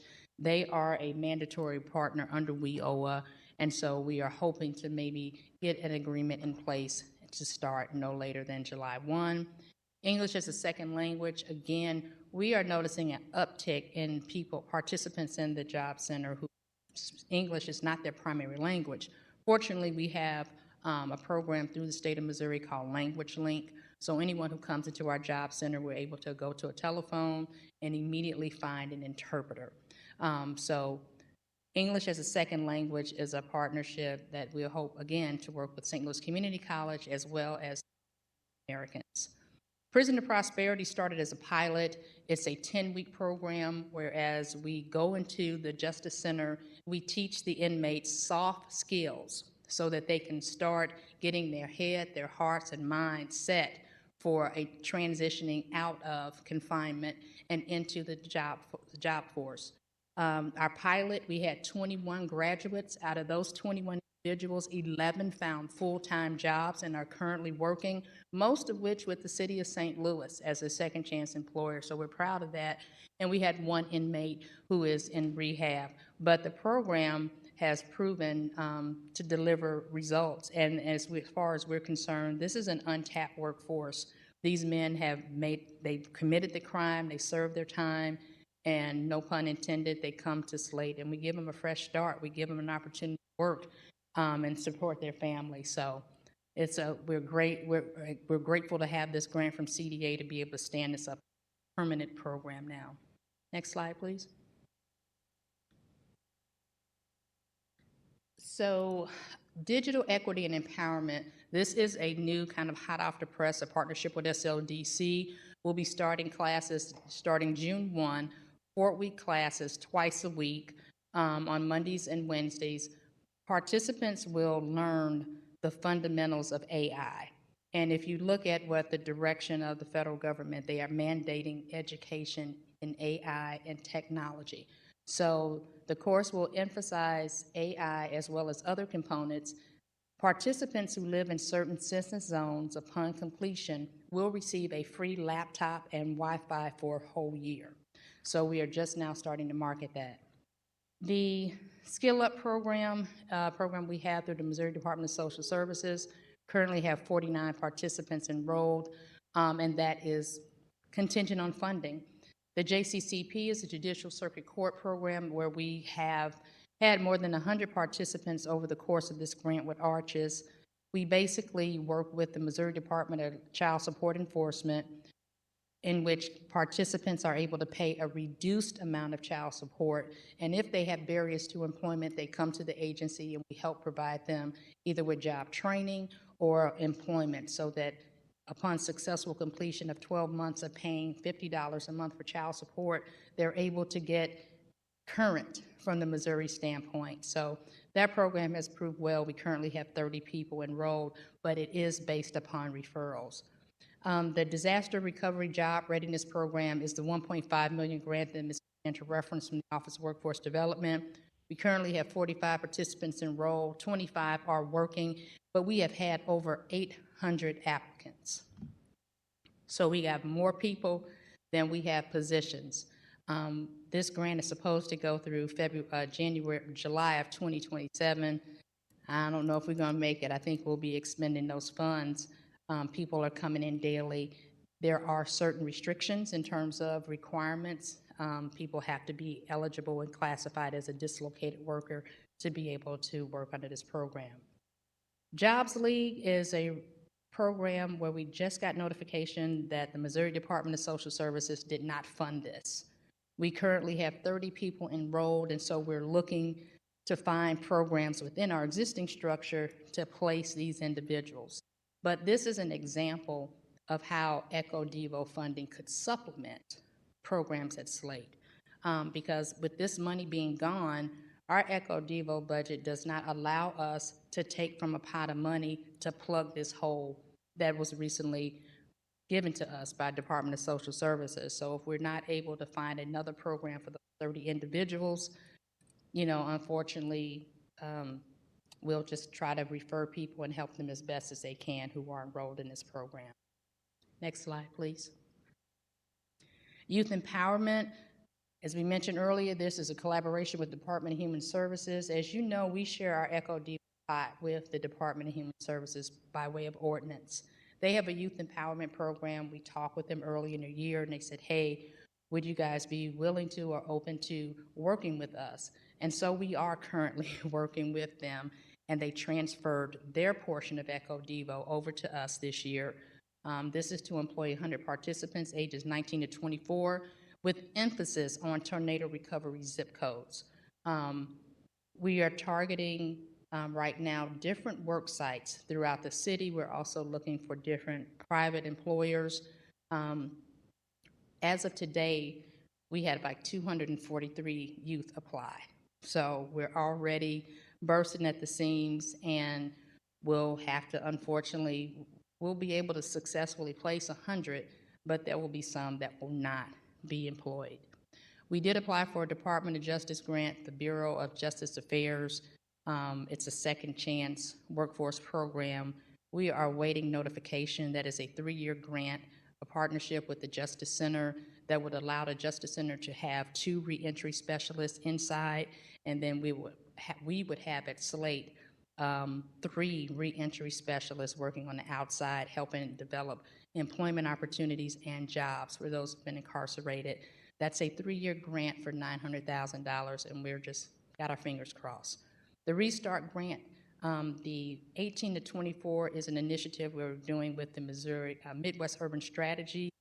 Again, we are waiting to award notification. Hopefully, in the next couple of weeks, we will know, but the focus is on 18 to 24. The Restart Grant for ages 15 through 17 is something that the state of Missouri is mandating. And so with that 15 to 17 age group, we would be providing and looking for, trying to prepare these kids for apprenticeships opportunities. Apprenticeships don't really go into effect until someone is 18. So what we can try to do during these 2 years for this age group is to start developing some career skills, having discussions with these kids about what do you want to be when you grow up? Do you know about this field or that field? So this is kind of new, and it's going to be statewide. Youth Bill we have had for a number of years with the Department of Labor. It's a partnership with Rankin Tech and SLDC. It's been one of our premier programs, and in fact, graduation for this year is in, gosh, I think 2 days. So it's a great program. It introduces our youth to construction trades, and so we're hopeful that we'll get that reawarded. Next slide, please. If you have any questions, that's our generalized mailbox, but in the folders that are provided, you have my card. If you don't have my cell, I'm happy to provide it, but in the folders that we gave yesterday, it just provides some generalized information about, we changed the slides up a little bit, but we do have some of the flyers for some of the programs that I referenced, and we're right down the street. We welcome any of you to come and visit us, to come and see the work that we do. Please do come and see. We are busy. Last year, we had over 10,000 people walk through our doors. And people come to Slate because if they don't know where else to go, they know they can come to Slate, and we will direct them. If we cannot help them, we will do a soft handoff to someone who can. And that's why we have the foot traffic that we have, and that's why we have the just the need to expand the services that we currently have. If there are any questions, we're happy to answer them. But we thank you for your time and attention. Thank you for your time. I will go to the committee for questions. Is Alderwoman Velasquez still with us? Not hearing or seeing her. We'll go to Alderman Devotie. Director Johnson, Deputy Director Williams, it was very good to hear from you. Thank you for the presentation. Director Johnson, knowing your background as well as I do, I can't think of a better person to be leading Slate and working with Ms. Williams moving forward with the changing landscape in Washington and your background. I am very pleased to hear that you are involved with Slate and of course impressed with your presentation here today. I don't have any questions. Again, I just wanted to thank you both for appearing before us and educating us about what's happening at the agency. Thank you. Appreciate it. Thank you, Alderman. Alderwoman Saunier, do you have any questions for Slate?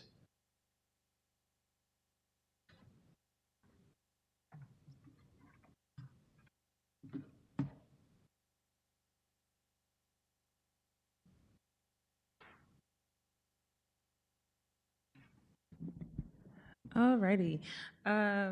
Well, obviously, when it comes to you all, I first just want to start with the gratitude. I think you all's work is incredibly important in terms of our workforce, and I've definitely enjoyed being able to recommend folks to you all when they're in a job hiring process, specifically for youth, has been a great resource. And also, I think maybe a year and a half ago, you all also started doing something connecting unhoused residents to working opportunities that would have them doing like cleanup and other constituent service related efforts. And I'm really a fan of that programming, so I definitely wanted to make sure I mentioned that. Thank you.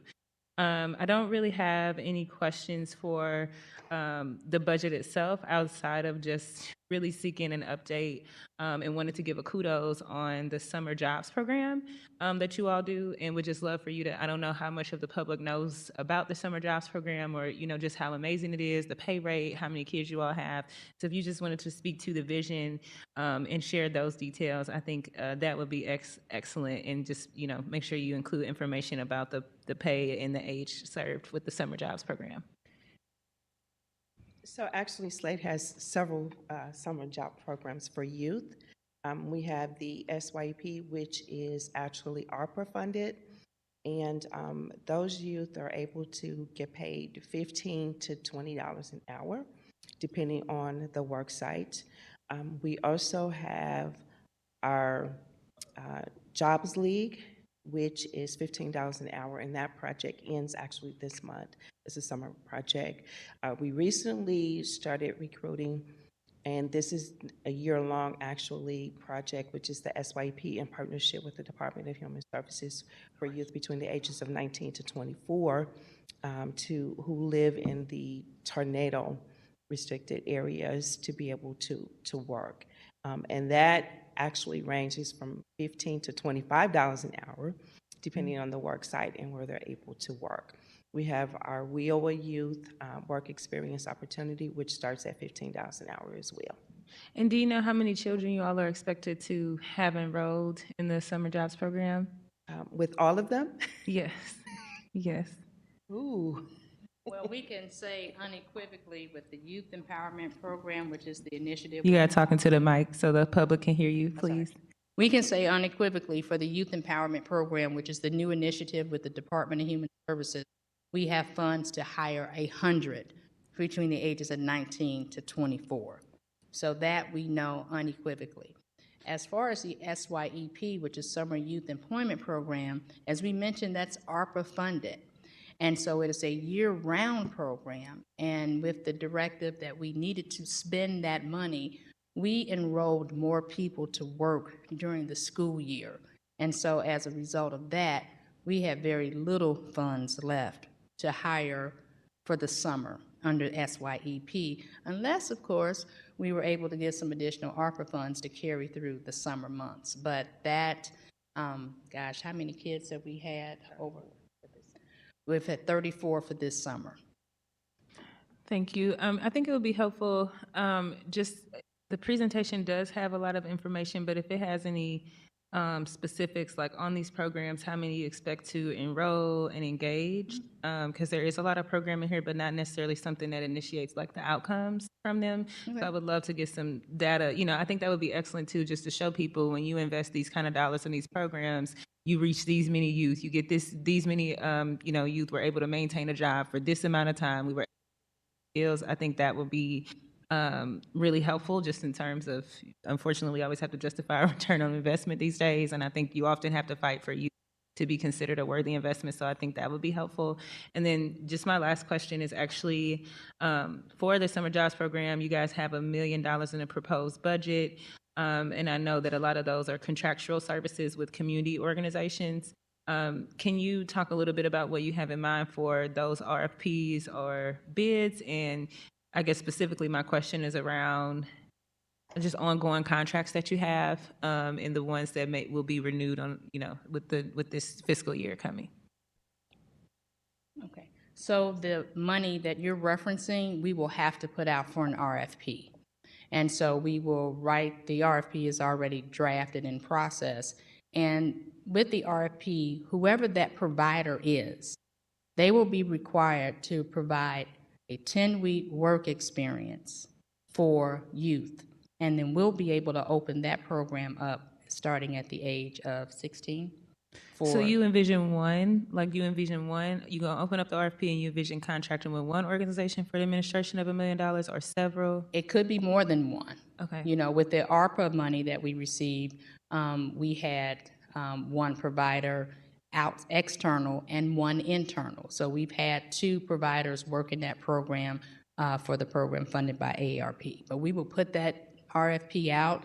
Work experience is required and mandatory. Supportive services, which includes bus passes, clothing, safety clothing if you're working in construction zone, referrals. We are having a large uptick in youth who need to talk to somebody.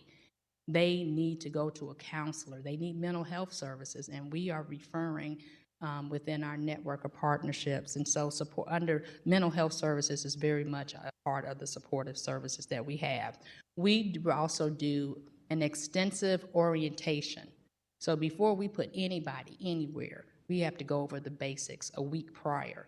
So we like shaking hands, clothes, you must wear a belt, or sagging jeans, soft skills, look people in the eye, shake their hand, some of the basics that we take for granted.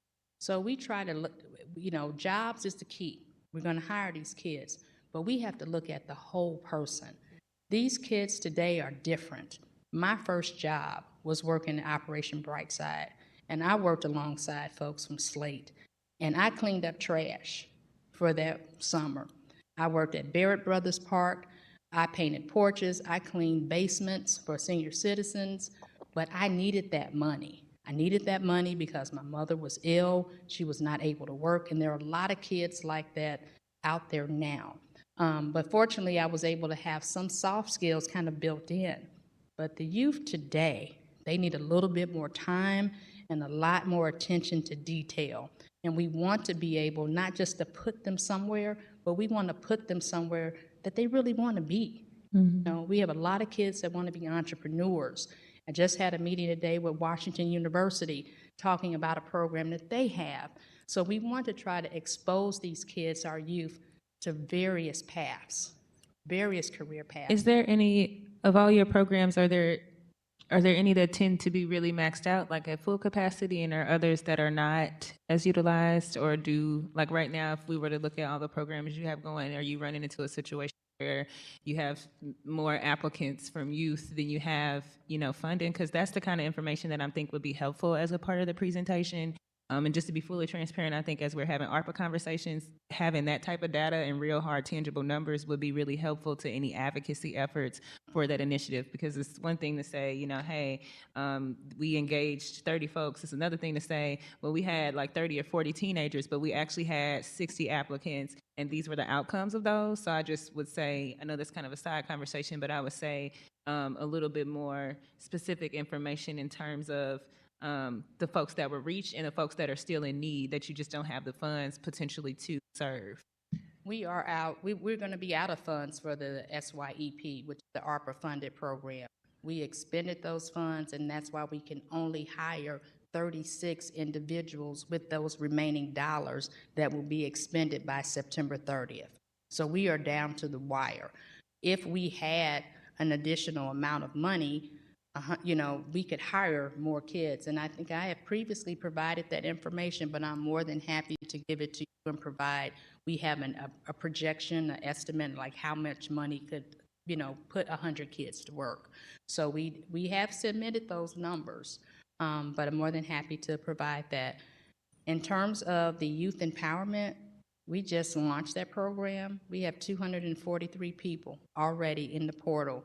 We turned it off for a little while today, but we turned it back on because some kids may not apply. And they may not be able to do this. They might live in the county. They might not be residents of the city, and that is a key requirement. But we're gonna, and the age group starts at 19. So the issue that we're faced right now is that SYEP, that's the program that captures the younger youth. That's the program that captures the 14 to 18 age group. And that's the program where we only have funds to service 36 individuals this summer. Okay, thank you so much. Thank you, Director. I don't have any questions. I'm always just impressed the work that Slate does as we celebrate the 50 years. I've had the ability during the past when Youth Build was down at Car Square just to see the young kids and, you know, how we giving them like the ability to do stuff with trades in their hands, because end of the day, everybody may not be university ready, but, you know, you always, when it comes to a trade, that's something nobody can never take away. And the things going up with construction and stuff and all, you know, things like that, being able to know somebody who could be able to help out is always important. But I appreciate your leadership. I know how you have been at the forefront of like helping our youth, helping our unhoused. I know you've partnered with Peter and Paul and doing some amazing work over there in the 14th Ward. And I'm just glad that we have an agency like Slate, but more importantly, that we have leadership like yourself and individuals who have been at Slate for a very long time that's keeping, I think, such a strong organization that's helping people to get job readiness and doing those soft skill things that sometimes a lot of people just wasn't taught. So I appreciate y'all being here today. Thank you for the opportunity, and we stand ready, willing, able to do more for the city.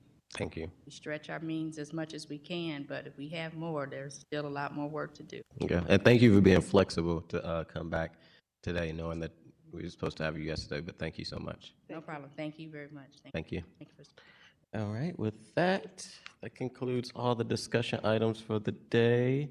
Any written testimony, Madam Clerk? We have none. Announcements: tomorrow at 6, the Budget and Public Employee Committees will be at the International Institute to hear the budget presented by Director Paul Payne, and the opportunity for the community to weigh in and have their voice heard. With that, all members was present, and I'll take a motion to adjourn. So moved. Second. All in favor? Aye. Any opposed? Motion carries.